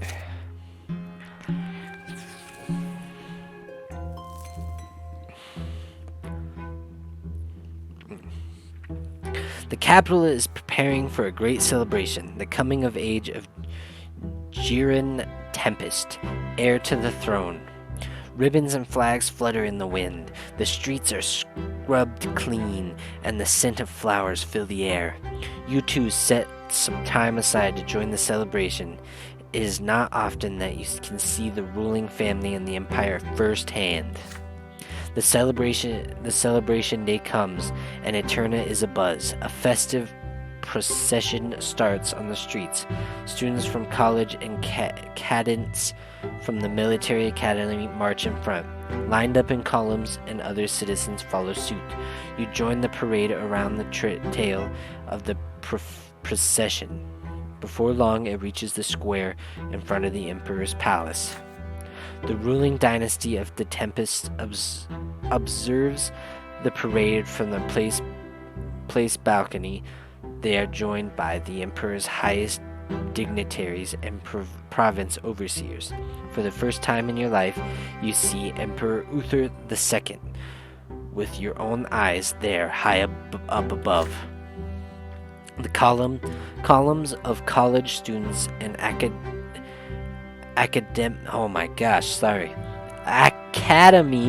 candidates come to a halt at the balcony and salute the emperor with their mottos. The emperor raises his hand in a gesture of benevolent greetings. Then his voice echoes across the square. You can hear him easily, even from so far away. I accept your gratitude, my loyal subjects. Take pride as you wield your knowledge and valor in service of the empire. All who are worthy will be ennobled by the mantle by my grace. The nobles to be cheered, the Emperor's words, but then Archduke Monroe steps onto the balcony, and their jubilation gives way to murmurs of discontent.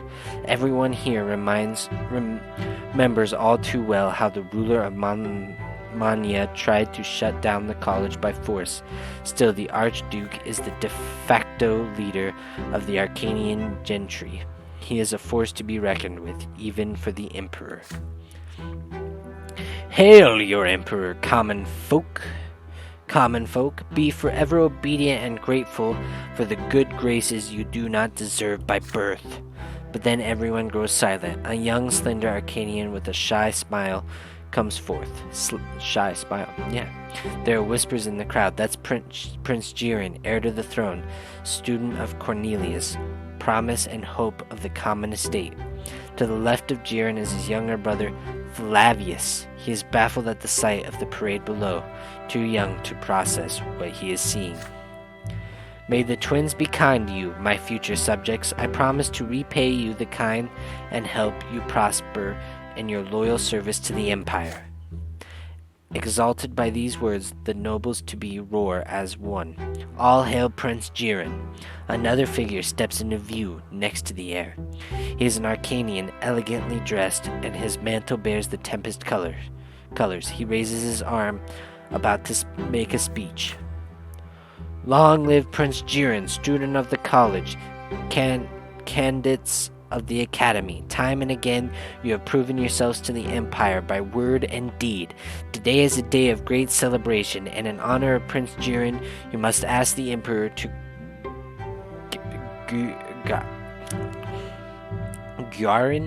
guarantee forever the right of distinguished common folk to be ennobled by the banter. So ask now.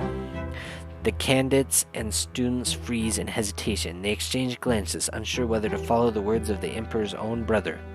On the balcony high above, Prince Jiren also remains still, listening to every reaction from the crowd. Archduke Monroe briskly steps into view once more. He takes several seconds to observe the crowd before he speaks. Imperial subjects, what the Emperor's brother wishes to say is that you must always remember that you owe your status to the Tempest dynasty. The Emperor accepts your gratitude and sends you off with his blessing. You may leave now. Commotion and murmurs spread over the crowd as some of the nobles to be refuse to follow Archduke Monroe's orders. There are shouts heard here and there. The law! We ask for the law! The academy officers and teachers of the college urge them to fall in a line and resume the parade, but tension is rising. The cloud slowly grows in rage and unruly. An Imperial Guard cavalry regiment emerges from the palace. They start slowly advancing on the crowd, hands on their swords, pushing people out of the square. The commoners are now running left and right. You too have to move away. This quickly quells the commotion in the square, and the cavalry withdraws. Emperor Uther II appears on the balcony again.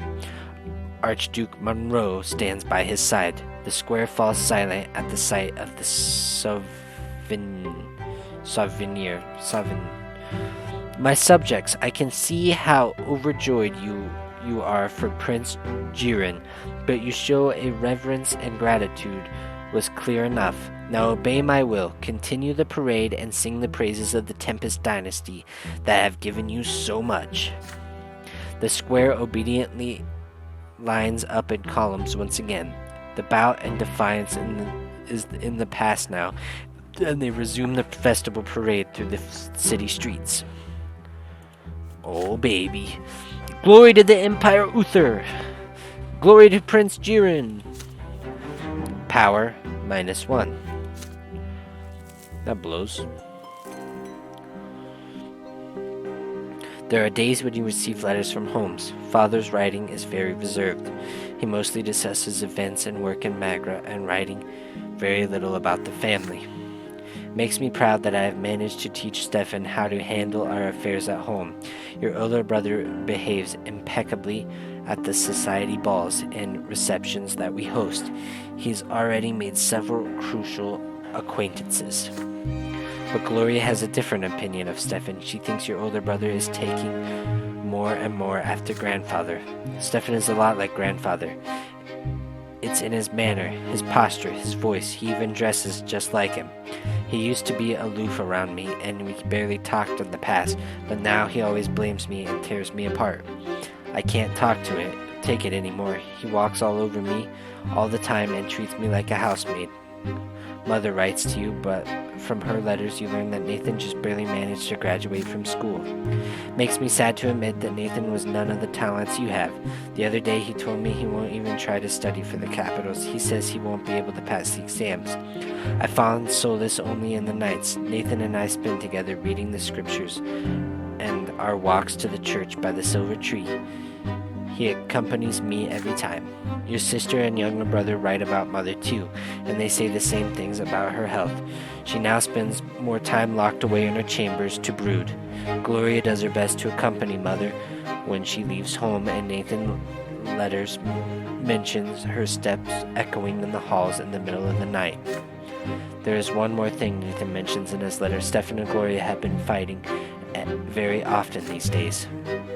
Stefan always tries to get under Gloria's stins, and she answers him in kind. Then Stefan calls her a lowly commoner and makes her shut up.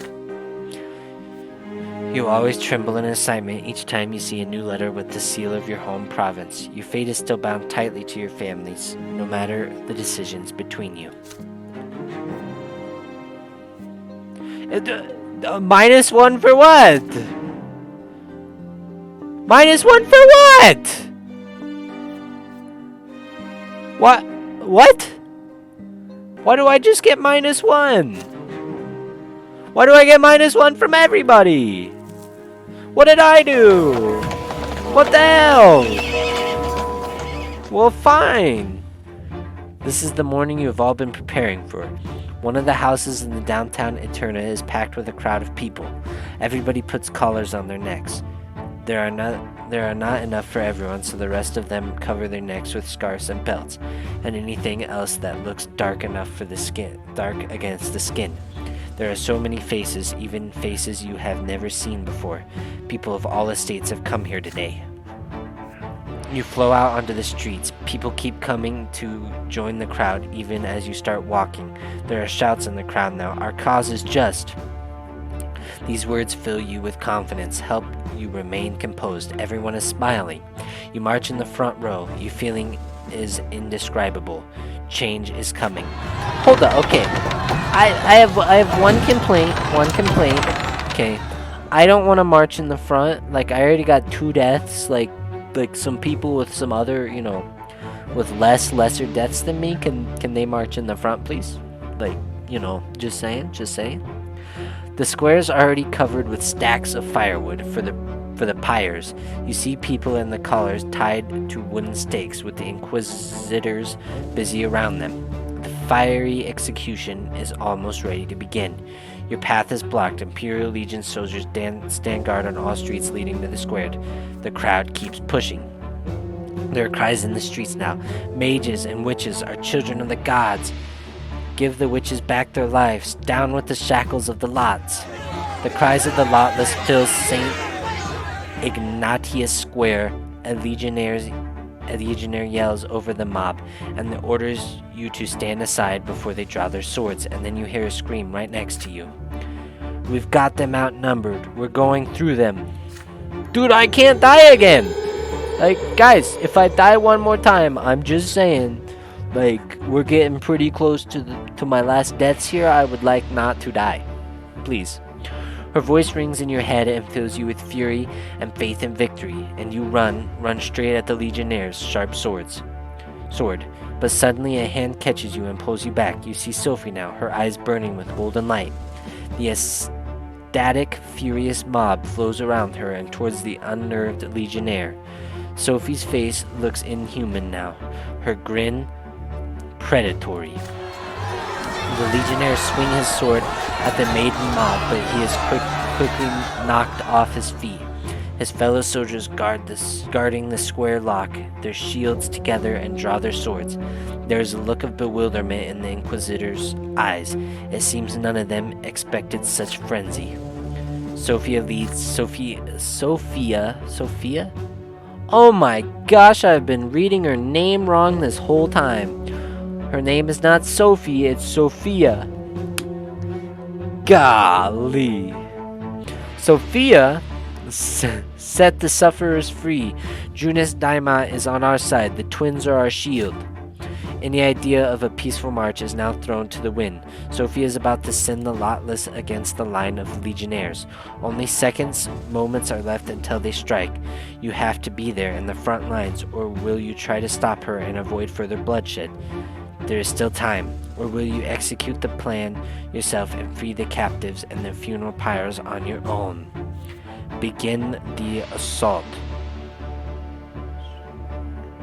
I truly die if I do that?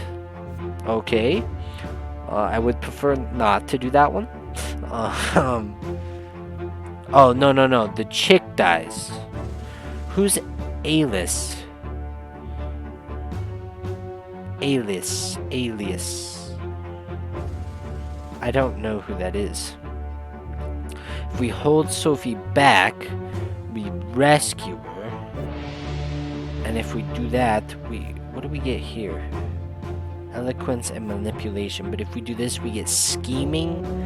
And we get +1 friendship with Sophie, which we don't get if we do this one. So I say we do this one. This is what we're gonna do. The Lotless trampled the legionnaires. The Inquisition tries to stop those who make it past the shield-bearing soldiers. Your eyes catch an unguarded opening leading straight to the square. You run away from Sophie and through the crowd, then squeeze through the opening and head to the pyres. The Inquisitors are too busy binding the fleeing Lotless with the wondrous powers of the younger twins. No one is watching the pyres. You turn over a barrel, flooding the square behind the Inquisitors with a tar and set it on fire. They are now trapped with the mob. You start acting quickly, cutting the ropes that bind the mages at the stakes. An old man with a horrifying facial scar screams when you accidentally cut him, but you have no time to be careful. Their freedom comes first. Oh, their freedom does come first, but if you nick an artery, like, what was the point of freeing him? You know what I'm saying? Like, come on, man. The last mage you free is a girl with golden hair. She must have been a beauty in the past, but now her body is beaten and bruised, and she is frightened and confused like all the other mages. Then suddenly you notice a young woman in an Inquisitor's cassock. You are a moment away from assaulting her until you see that she is helping the girl with the golden hair off the pyre. Did you just hear her apologize? The Inquisitor looks at you next. Thank you, Genie. You push the freed mages towards the mob, yelling instructions into each ear. They have to scatter. They have to run away from Eterna as fast and far away as possible. The mages mix with the collared crowd. All you can do now is hope they will find a way out. Reaching Sophia in the chaos takes an eternity. You grab her hand, shout that the mages are free, and drag her away from the bloodshed. And then you run together until the screams in the square no longer can be heard. We just left everybody? Hold up now. That sounds a little bad. Not gonna lie. That's far enough, Brante. We need to split up. We're too suspicious, and let's take off these collars. We don't need them anymore. We need to lay low, at least for several days. Don't go back to our house. I get the feeling there's a shakedown coming. A lot of us are going to get arrested, I'm afraid, but it was all well worth it. We're going to end it so quickly.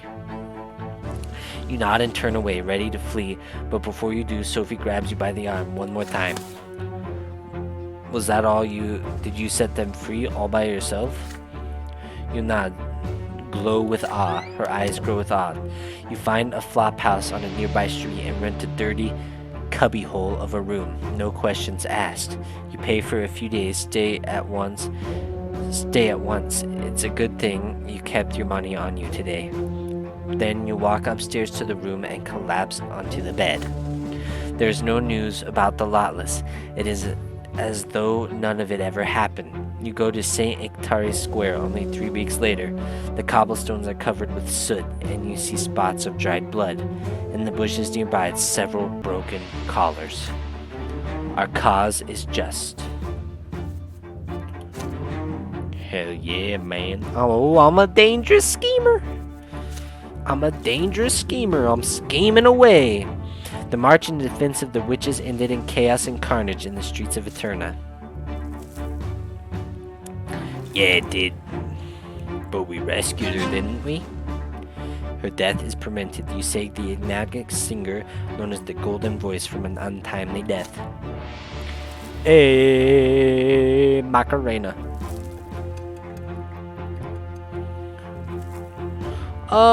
I thought about calling it quits, but we'll continue. We'll do this last year. 2 major events take place while you are busy living your life. Firstly, Cornelius Tempest is no longer the great chancellor of the empire. He has been ousted and sent back to his province. His replacement is the Archduke of Manlia, Argurius Monroe, the same Monroe who sought to shut down the college. The most powerful lord in the realm finally convinced the empire that his brother Cornelius was giving too much freedom to the lowborn. Now the policies of the empire will be reversed. Many fear that the new great chancellor will destroy the imperial code of law and other achievements of Cornelius. There are cautions, rumors among the people. They say the great chancellor is going to revoke the right of the common lot to be enrolled by the mantle.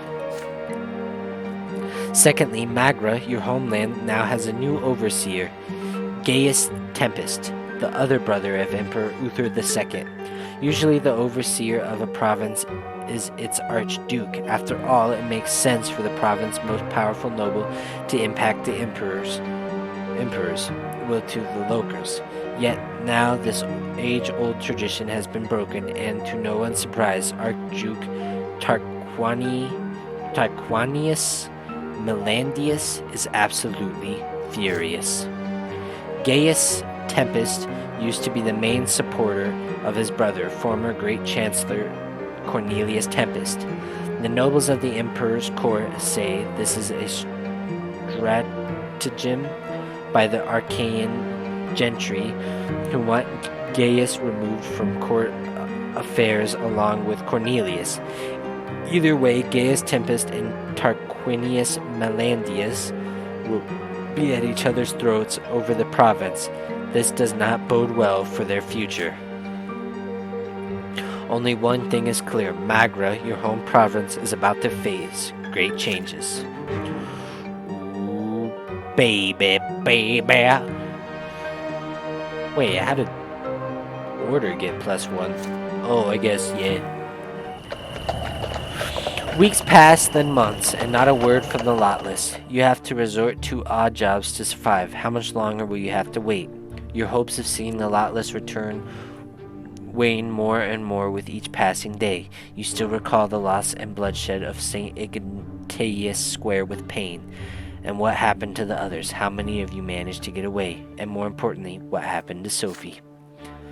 More days pass, you hear nothing. You keep returning to the same familiar city streets, glancing at the walls and windows, waiting anxiously for a sign of a familiar face. Then one day, you finally see a sign, a yellow towel hanging outside the window of Mirror's window. That means tonight. You return to the basement. Only a few people are there. You look into their faces. There are fewer of you now. Some of the Lotless could not bring themselves to come, and others died back in the square. Sophie sits at the opposite end of the room like an actor on a stage, her pipe in her hand. A golden ray of sunset has just reached through the basement window to glint in her hair. People are sitting at the benches or leaning against the wall. You sit where you normally do, in the front row, almost in the middle. There are voices and there are questions. Why did our meeting stop? Where has Sophie been all this time? What do we do now? Sophie stands up and looks straight at you, a golden light glowing in her eyes. I want to ask you all for one last favor. Please, for your own sake, don't do anything foolish. The golden light in Sophie's hair comes alive and flies through the hall, enveloping the others in a vicious warmth. Your eyelids grow heavy, your minds become tangled and slow to react. You can barely stand, and your legs feel like they're made out of rubber. The people in front row slump to the floor. There are cries of surprise and confusion from the back row. Then you hear heavy, stomping steps. Armed knights clad in black armor enter the basement. The lotless at the door draw their weapons and are killed instantly. What the hell? A voice full of steel rings through the room. In the name of Emperor Uther II, you are all under arrest. That bitch betrayed us? Nah, dude, nah. Come on. Come on, your heart is racing, but the rays of sunlight will not release you from this stupor. You can do nothing but watch as your united brotherhood perishes. This feels like a nightmare. Some run for the tiny windows, others get down on their knees and surrender immediately.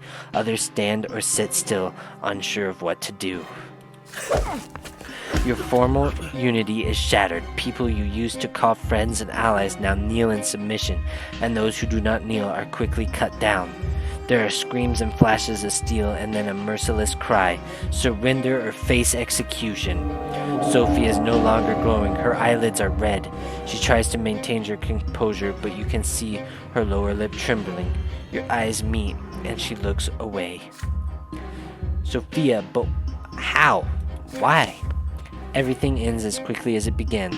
Most of you are arrested. Many are killed. Everyone bound by Sophie's spell is swiftly bound at the wrist and placed against the wall. You know most of you would rather die fighting, and you would if you were not bound and gagged by magic. They took your choice away from you. These people are well armed, well trained, but you see no signs in their armor. They are not Legion, nor the Prefector, nor the Inquisition. Your worst fears come true. They are soldiers from the secret chancellery. Your body is bound by magic, so strong you cannot even twitch. You are trapped along with the rest of the lotless. There is no escape. Your eyes close. You have to muster all your willpower to drive slumber away. Do you have enough willpower to break Sophie's spell even for a moment? And even if you do, will it help you resist? Valor? Yeah, okay. Here's the thing though. Or we surrender.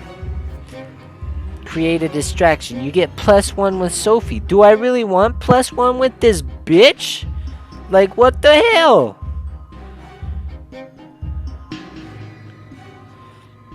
I mean, this is the best option though.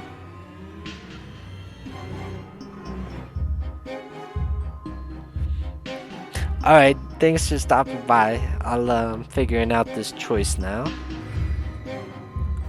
This seems like the best one though, to give my brothers like a chance to escape. Gives more of us a chance to escape than this one. Because this one seems like we'll probably just die most likely, don't you think? I think we created distraction, that's what we're gonna go with. You clench your teeth so hard they screech, and you do your best to stand up. It takes so much strength that you scream, but you finally break free of the spell that binds you, and you stand up. Neither Sophia nor the armored mercenaries expected that to happen. You take advantage of the confusion and knock down the secret chancellery knight at the door. Then you run for an oil lamp on the wall and smash it against the floor. A wave of fire spreads quickly. Several men in black armor lunge at you and you are bound again, not by magic but by heavy stomping boots. You hear screams all around you. Halt! Stop them! Your distraction gives some of the lotless enough time to break the spell and escape through the door and the small windows. The leader's commander voice stops the panic. Let them flee. We'll find them later if we're ordered to. Tie up the rest. They tie you up, tighten the knots around our wrists so hard your fingers turn white and kick you in the gut again in good measure. Sophia leans over you. She whispers so quietly you can barely hear, and yet every word rings loudly in your mind. You did all you could, Brante. Do not resist them now. This is the only way I can save your life. You're bullshit! You are dragged outside and thrown into a windowless wagon along with the other lotless. Soon the wagon shifts, then starts moving. You are being taken somewhere. That bitch betrayed us. That speech, the secret society of the Lotless was struck down by the secret chancellery. Many of the conspirators were captured. Damn, man! I did not see this coming. Days are followed by nights, nights are followed by new days. You can only tell because of the light coming in through the tiny windows near the ceiling. You have spent several months in this cramped cell. It is 5 steps long, 2 steps wide. Oh my gosh, that's not very big at all. These walls felt oppressive during your first weeks, but people get used to anything eventually. Dude, then your guy starts training like Uncle Iroh and becomes just absolutely jacked. They feed you twice a day. They do not answer any questions. They take away the food if you scream too loudly. You think of your family often. How would they react if they heard you were facing execution for being part of an underground movement? Mother would die from grief. Execution always brings true death. Father's hair would turn white. Gloria would cry, Stefan would rage, and Nathan would become even more insulated. Sophia, how could she do such a thing? She said the Lotless were her family. She insisted so much on freeing the innocent mages. She urged you to support Patriarch Junius and the new faith.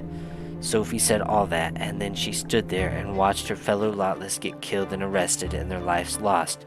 Years of work undone and destroyed. Driven mad with rage, you punch the stone wall. Blood splatters from your knuckles. It grows dark again. The locks on the door squeaks and the cells open. They carry you out by the arms, but you no longer resist. You are sick of this, and it's no use anymore. They sit you in the interrogation room. There's a man sitting across you, plain but well-tailored jacket, pale face with chiseled features, black mustache, black eyes, watching your every move with their deep sockets. When did the secret chancellery first start watching? When did they all become pawns in their game? The nobleman keeps studying you with utter disdain. Even grandfather never looked at you with such scorn. He wears a pendant in the shape of a wheel. His gloved hands rest atop a table with a walking stick leaning against it. Behind him stood Sophie, her head down. I am Baron Philippe L. Furio, advisor to the secret chancellery. But I have a dislike for titles.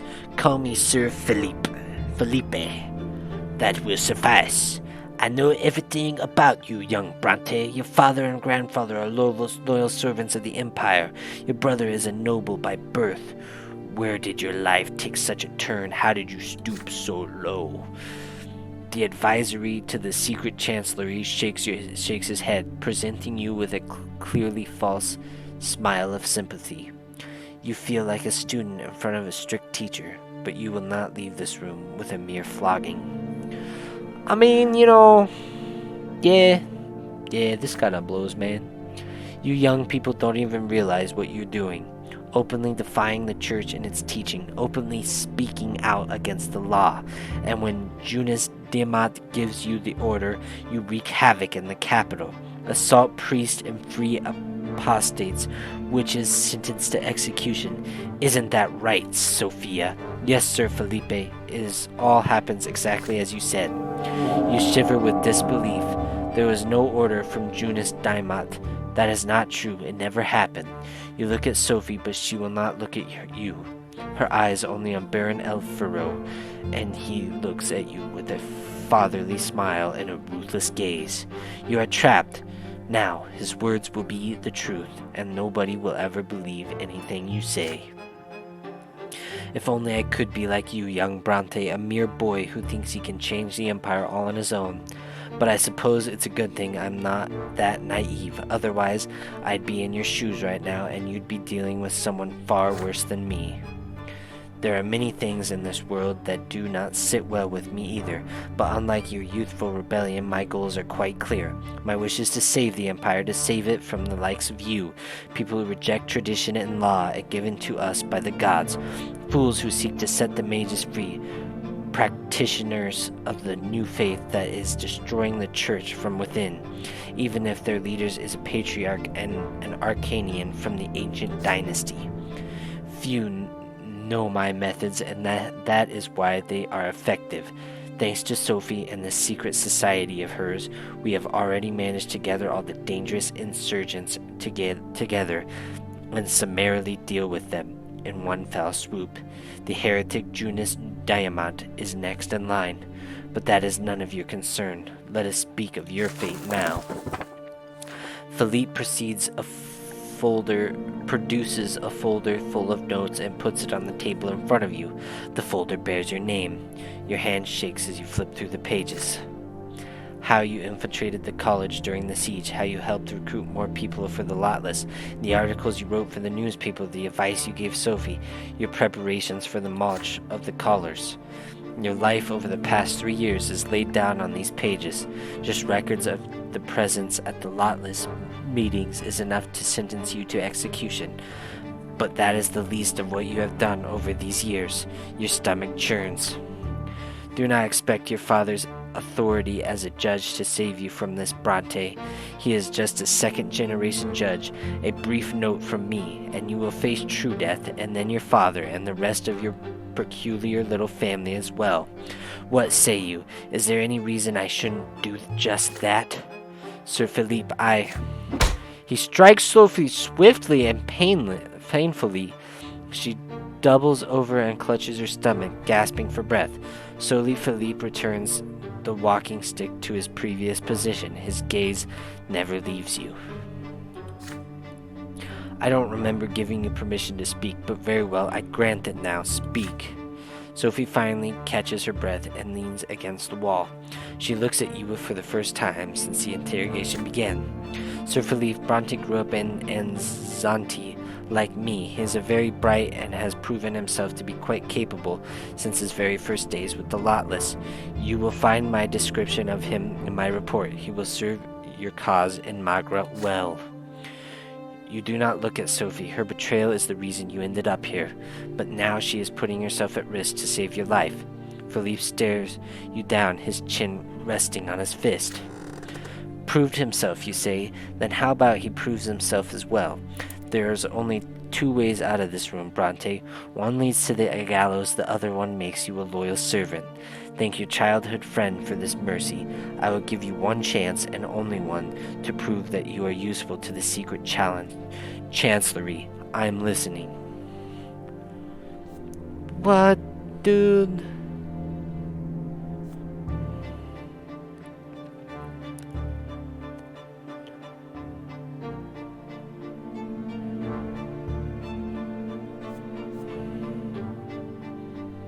I mean, we could prove that we'd be useful.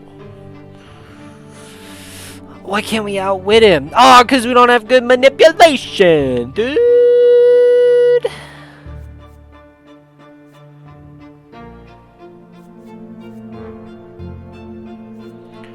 Let's prove that we'll be useful, because that's like the only good option there. You pull yourself together and start thinking. There's only one way out of this prison and back to safety. You must prove that you are useful to the city hall. You have to prove to this noble advisor that you are more than just a lowborn malcontent. You have to prove that you can understand Felipe's intricate plans and play an important role in them. And so you start talking, and Felipe listens carefully to every word you say.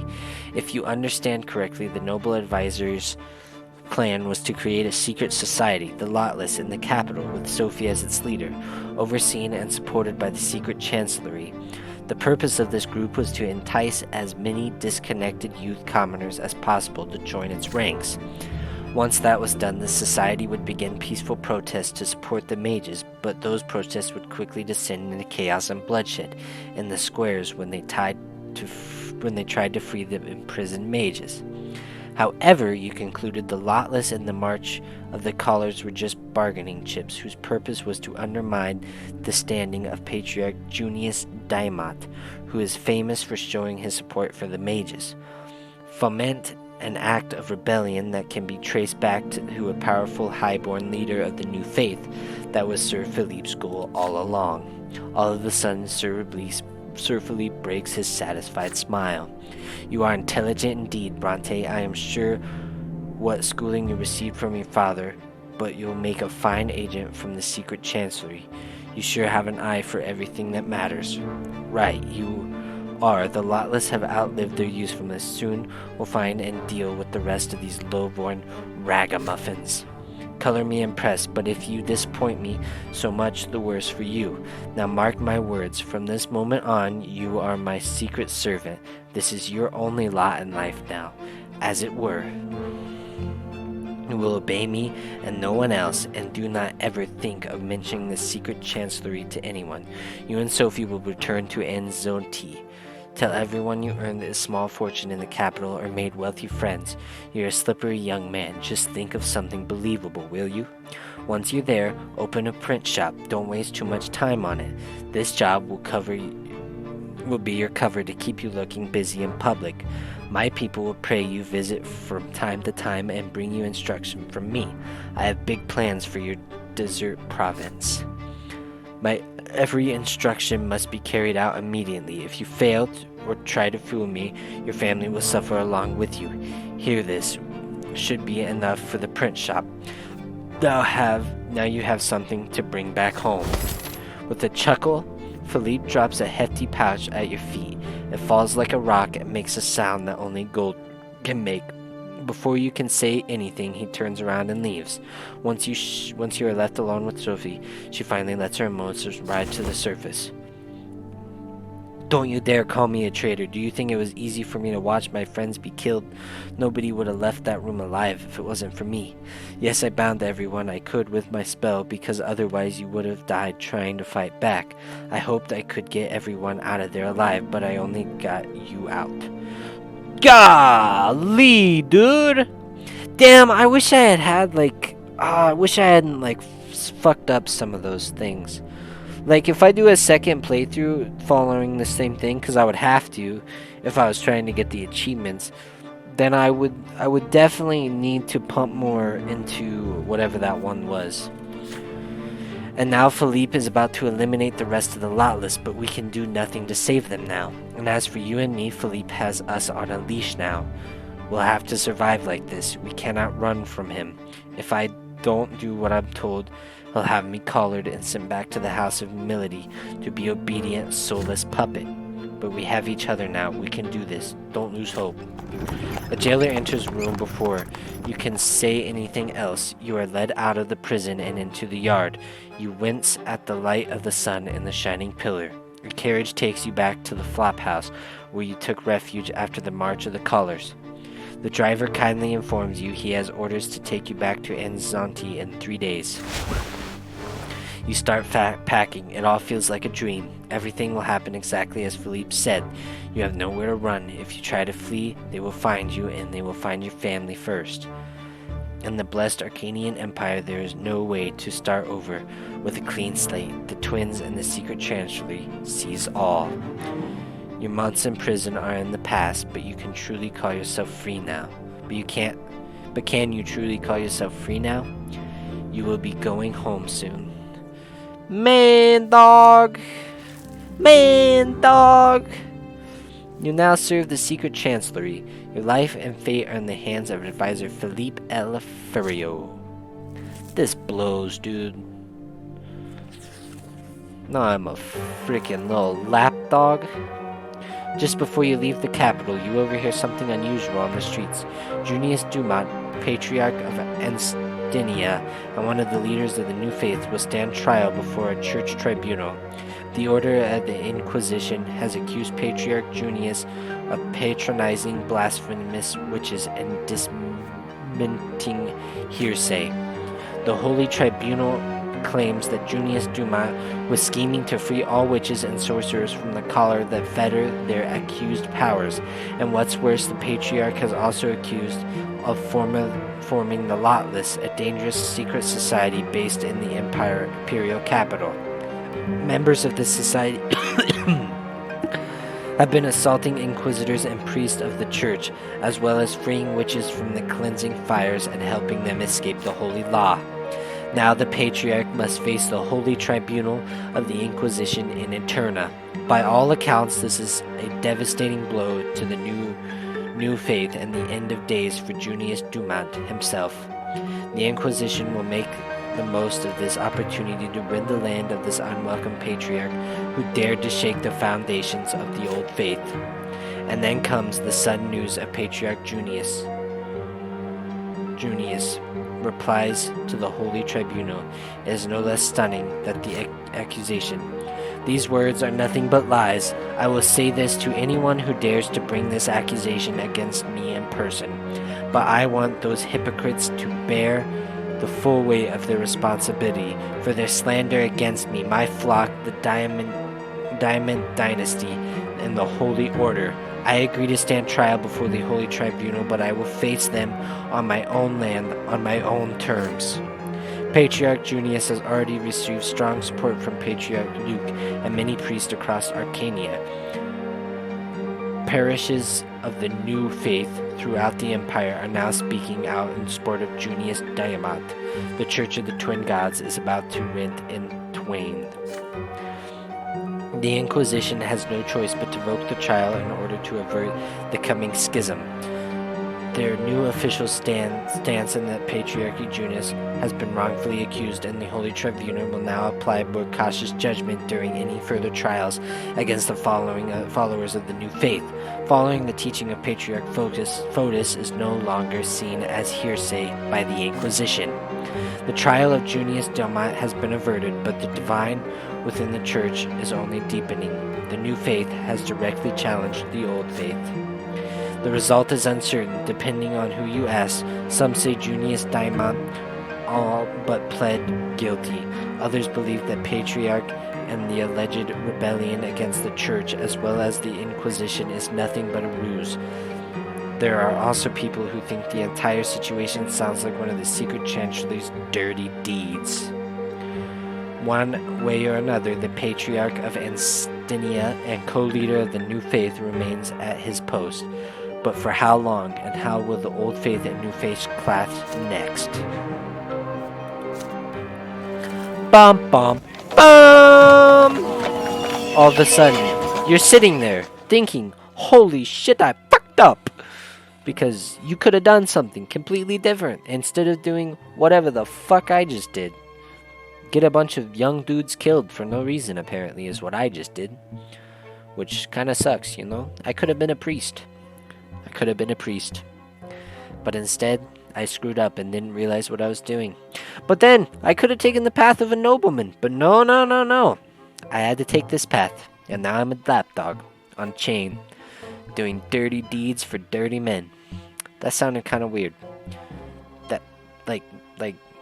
Yeah, we're just gonna keep it at that. Your mind takes that where you want it. The Reglata and Talarina rivers meet outside the city walls. You have barely left the capital since you came here all those years ago. A breeze is blowing in your face, and the bright noon sun hangs over the shining pillar. Your stay in Eterna has come to an end. You arrived here as a boy, full of hopes and aspirations, driven by your family's expectations and desire to live your life as you saw fit. Where did your youthful ambition lead in the end? Eterna never became your home to you. It was just a place of turmoil and disappointment. You tried to change the course of history, but history broke you in half and threw you away. You were too young and inexperienced. Your entire life was wrecked by a single decision. What future could you possibly have now? All of your hopes are buried here in Eterna, and you must leave this city behind. Your hands clenched in fists as you think about it. You will have to live two lives, a public life as the owner of a print shop and a secret life as a spy for the secret chancellery. This is the only path fate has in store for you now. Mother used to say that humility and hard work are the strength of the common folk. Each new blow brings less pain and teaches you to get back up more quickly. All you have to do is walk this path without showing weakness. But you strayed from the path of humility and graduated from the school of hard knocks. You learned to lie and manipulate others to survive and act in secret. As a teacher, Sophie had no equals. But what are you supposed to do now? Will you accept your role in the schemes of the secret chancellery since it means well for the empire? Or will you have what it takes to find another way and use your new position for schemes of your own? Many things must have changed back home by now. You recall Gloria particularly fondly, the way she used to rebel all the times and defy her lot to write poems. She always fought hard to be herself, no matter what other people or the law said. Gloria was the only one who supported your decision to find your own path. You want to see her so badly and tell her all the news and share the joy of your return with her. You have to get her a gift from the capital, something that will matter to your sister while there's still time. You decide to buy her a book she could never find in Enzanti. You start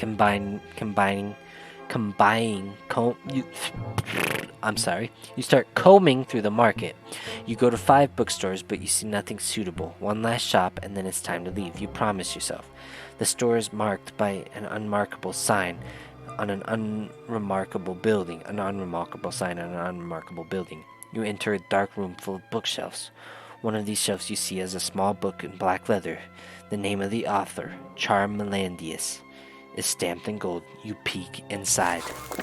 How strange. This is not a biography of the rebellious Duke and his rebellion. It is not even a study of his legacy. It's a book of his poems? You thumb through the pages and realize that Gloria would enjoy this book very much. The poetry of Charmelandrius is about love and struggle and strength and of will. The drive to keep fighting even when all hope is lost. The book costs almost nothing. It leaves the bookstore with you. You leave the capital the morning after the carriage hired by the secret chancellor awaits you at the door. Eterna, the city where you spent 4 years, slowly disappears on the horizon. Will you ever see the capital again? You don't know. The book, A Gift for Gloria, is in your hand. Homecoming. After 4 years in the capital, you return to your home city in Enzanti.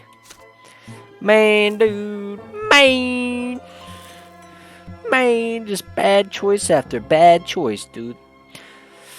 The year of your youth have come to an end. The time has come to leave the capital behind and return to your family and new business in your hometown of Enzanti.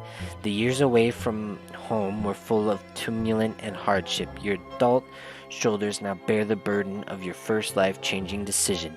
Did you have the freedom to choose this lot for yourself, or was it your destiny all along, ever since your childhood years? All you have to do now is follow the path that lies before you. Dude, I feel like my guy's walking down a nasty, dark, dirty road here. We didn't get to save the freaking people. We didn't get to save the Lotless, though. That kind of disappointed me, to be honest with you. We needed to put more points into manipulation, and we would have been able to save the Lotless, but we didn't. Oh well. That's what we get. Dude, 20 years old, and my guy's already full adult seen now. horrible I things. returned from the capital a changed man. Yet, my hometown was not the same as I had left it. Fate had difficult times in store for all of us.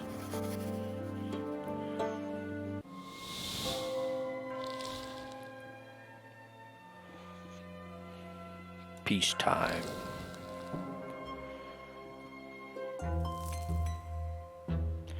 The carriage makes its way along the road. You see the land of Magra through the windows, empty and desiccated by ancient magic. Your home in Zanti is but a few hours away along this road. The carriage is stuffy and hot from the sun. Even with the thick blinds pulled tight, it is a familiar heat, but you will now need to get used to it again. The heat weighs heavily on you, but It also reminds you of your childhood. You will see your family again soon. How will they react to you? Will they accept you after you betrayed their hopes and their trust? You are back to your native province. You will be home soon, but you are no longer the boy who took this very road to the capital 4 years ago. But who are you now? A clandestine outlaw, a rebel, or an agent of the secret chancellery?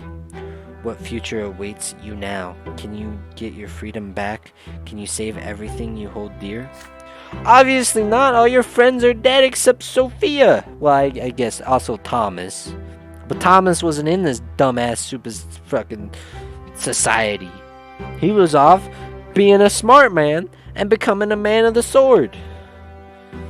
Meanwhile, me over here, I'm like, hey man, let's join a secret society. This sounds great. And now everybody's dead. Gosh. To drive away the worries about your new life and new destiny, you reread Sophie's letter yet again. I'm glad you didn't do anything stupid and chose to seize your chance for freedom. I'll go to Anzanti a week after you. Both of us coming back at the same time might attract unwanted attention. It's best if nobody ever knows we have anything to do with each other. We'll find an excuse for our frequent meetings later. You should go home and reconnect with your family. Don't draw any attention.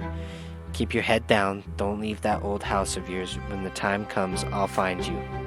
Tell everyone you're planning to open a print shop. Find a building to rent for it someplace far from prying eyes. It'll be our underground headquarters. I'll tell you more about our mission when we meet. That's all. You put the letter back in your pocket. The wall of Anzanti have finally emerged on the horizon. Before you do anything else, you are going home. I just feel like I'm digging myself into more and more of a hole, man. So what is this? You stop the Anzanti revolt dead in its track and become Philippe's closest confidant. We ain't doing that one. We're not doing that one. The Free City. Together, the mayor, Egmont, the last straw, incites a rebellion among the common folk to fight for the rights. You gotta fight for your right to party. What? Master of Anzanti. To help the magistry regain control of Anzanti in exchange for protection against the secret chancellery. Oh, so we make a deal. Huh, okay, I don't know how that's gonna work. The last straw riot. The last straw breaks free of its chains and incites a full-blown uprising against the Empire. Farewell, advisor. Philippe's plan come to fruition. You finally earn your freedom. Free man. The Brante family now has enough influence to protect you against Philippe's wrath. Or will die. That's nice. Ennobled by the sword, we got a chance! What do you mean we have a chance? What do you mean? Oh no, we don't have a chance actually. I don't think we can do that at all, actually. Never mind. We can't do that one either.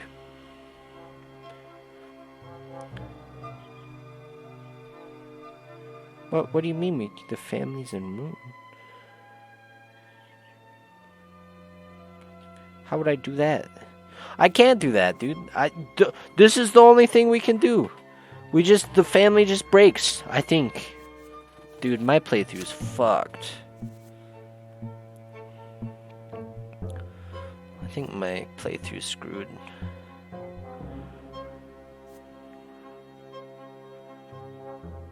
Aw, that would be a nice story. That'd be pretty cool. Oh my gosh.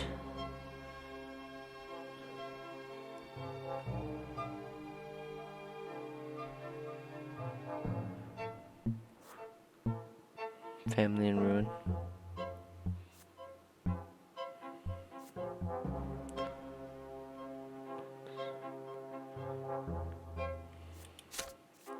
Starting to think I chose the wrong way to go here, guys. Thanks to your investment, the print shop becomes much more believable as a front for your underground. Okay. May actually do profit later. Hey, man.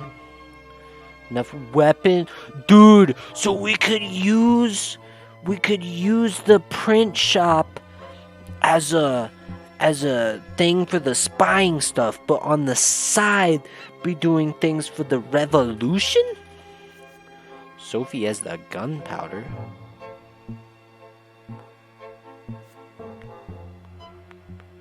You, I like how it just says you happen to obtain a considerable amount of gunpowder. How? Psh, I don't know. Like, I feel like the police, like the police just happens upon you and they're like, dude, how'd you get this massive stash of gunpowder? And you're just like, I just happened to obtain it somewhere, I don't know. Oh, dude. So we can be spying in quotation marks, but keep our dream of the Viva la Revolution alive.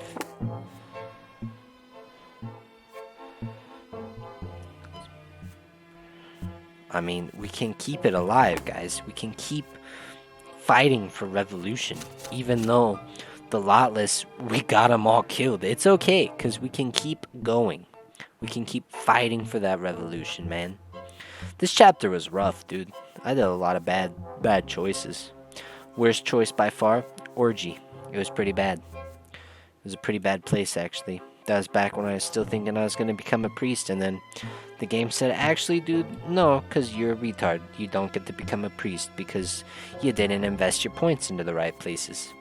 And you were trying to split between them instead of just investing into one thing. Because you're dumb. But, Alright, we're going to call it good there. Thank you, everybody who dropped by. Make sure to go check out Grimazus on YouTube and Twitch. Yeah, have a good one. I'll catch you in the next one. Hopefully, we will not make more bad decisions. Hopefully, maybe we become a hero and still lead a revolution, or maybe we become nothing and drag our family's name through the mud. Who knows? I'll catch you next time.